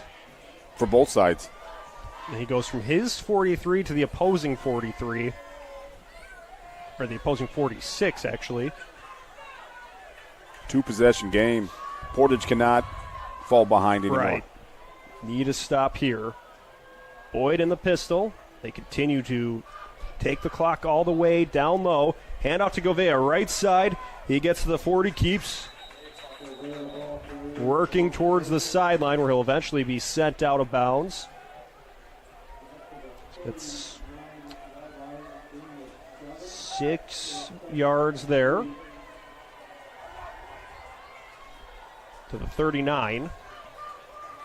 So Govea continues to just get things done on the ground for Chesterton. I think Coach Peterson would have been a little happier if he stayed inbounds and keep that clock running a little bit. It stops things with 8 minutes, 11 seconds to play. Here's Boyd. To Govea again. This time he gets to the left side of the line. A couple of Portage defenders will wrap him up, try to take him down. Was it enough for the first down? Pretty close. Let's see where the spot goes here. Demetrius Henderson made first contact. It will be enough for the Four Seasons Mechanical first down. Leo, that was pretty close. That was Okay, he got it. Let's go. It's getting late. Move the chains. So, yeah, Chesterton trying to take as much time as possible on this drive. It's a 2-score game, trying to add to that, but also prevent Portage from having the ball.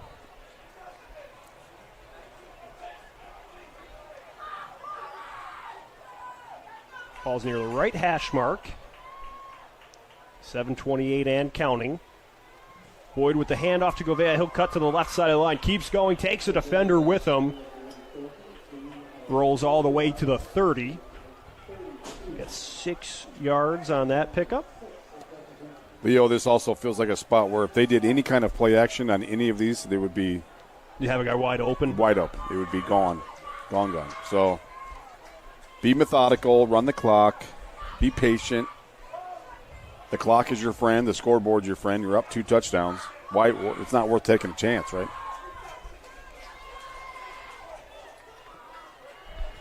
So creep up to the line. 9 seconds to snap it. 6 minutes, 40 seconds to play. Bobby Spencer will be in at running back. There'll be a handoff to him. He keeps driving to the right, and he is brought down behind the line by a pair of Portage defenders. Spencer, the senior running back. Looking like number 18 there, Sam Pasovic, yet another sophomore. And number 24, Ozzie Fuentes, a junior, 5'9", 220, in on that tackle. They can afford to sell out on the run. They can fill the box, fill the gaps, bring some backers. And if Chesterton goes over the top, they go over the top at this point. But you got to roll the dice and take something away. Govea back in at running back, and they will get the Indians to jump off sides. So they'll make it 3rd and 1 following the 5-yard penalty.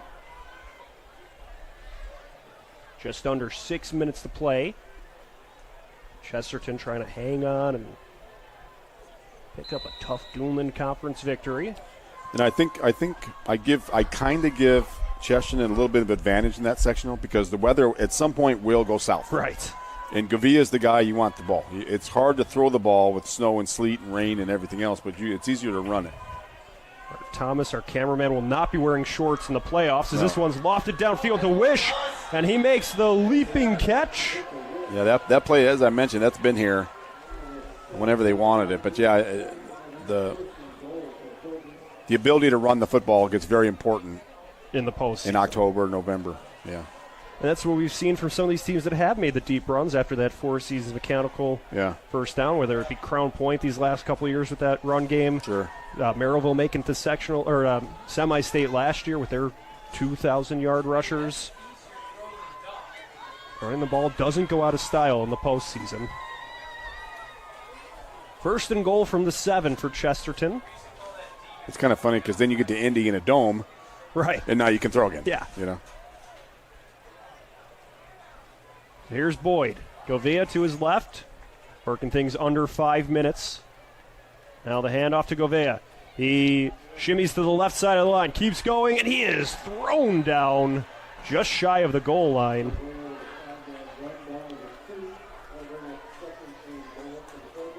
So that makes it 2nd and goal from the 2. Well, I think this goes along with the fact that, as you mentioned earlier, Portage isn't quitting. Right. They're fighting and tackling, and they could have easily, pulled up the tents and been done here tonight, but they're still competing, even down 2 touchdowns with 4 minutes left to go. It's good to see a lot of sophomores and juniors still showing that fight at the end of the game. Positive body language from a lot of these players. 2nd and goal from the 2. Boyd hands it off to Govea. He leans forward, gets stood up, keeps powering forward, and makes his way to the end zone. 3rd touchdown of the night for Andrew Govea. Makes it a 36-16 lead for Chesterton with 4 minutes and 4 seconds to play. Might be an insurmountable lead for Portage tonight, but I've been impressed with Portage. I know they're 0-5. I had yet to see them play this year. I've saw a little bit on film, and I've been impressed. They're right there. They just got to clean some of those messes up. Yeah, they've shown a lot of positive qualities tonight for sure. They've shown the ability to make plays. The snap for the PAT. It is low, and that one nearly took out the camera girl down there almost. Yeah, it was shoulder level. That's an expensive camera. Right. So the PAT is no good. It will remain a 20-point game, 36-16. Late in the 4th quarter, you're watching Game Night on the Region Sports Network, the only game in town.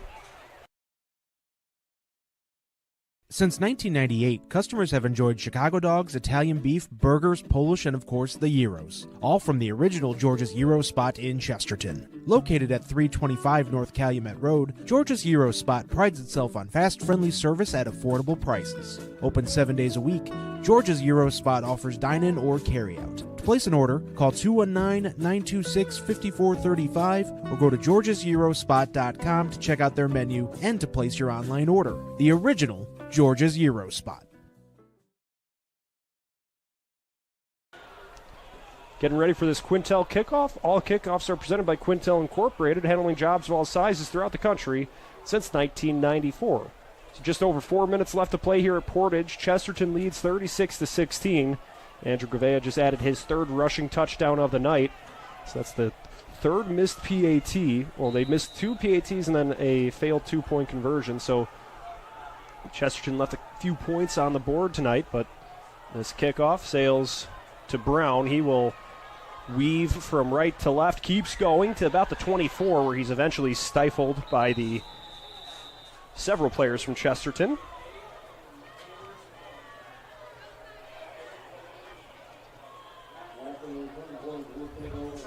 As I mentioned, Keyshawn Brown was a guy I had. I spent a couple years at Figley Middle School, and Keyshawn was always making me laugh.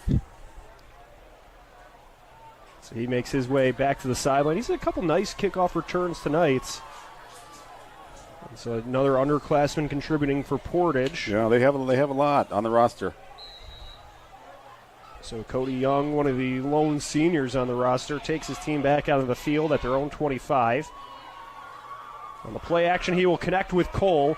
So a senior-to-senior connection. Cole keeps rumbling forward, taking a few defenders with him to the 45. They'll get the first down and then some. Yeah, there's that tight end streak play that Chesterton's had problems covering all night.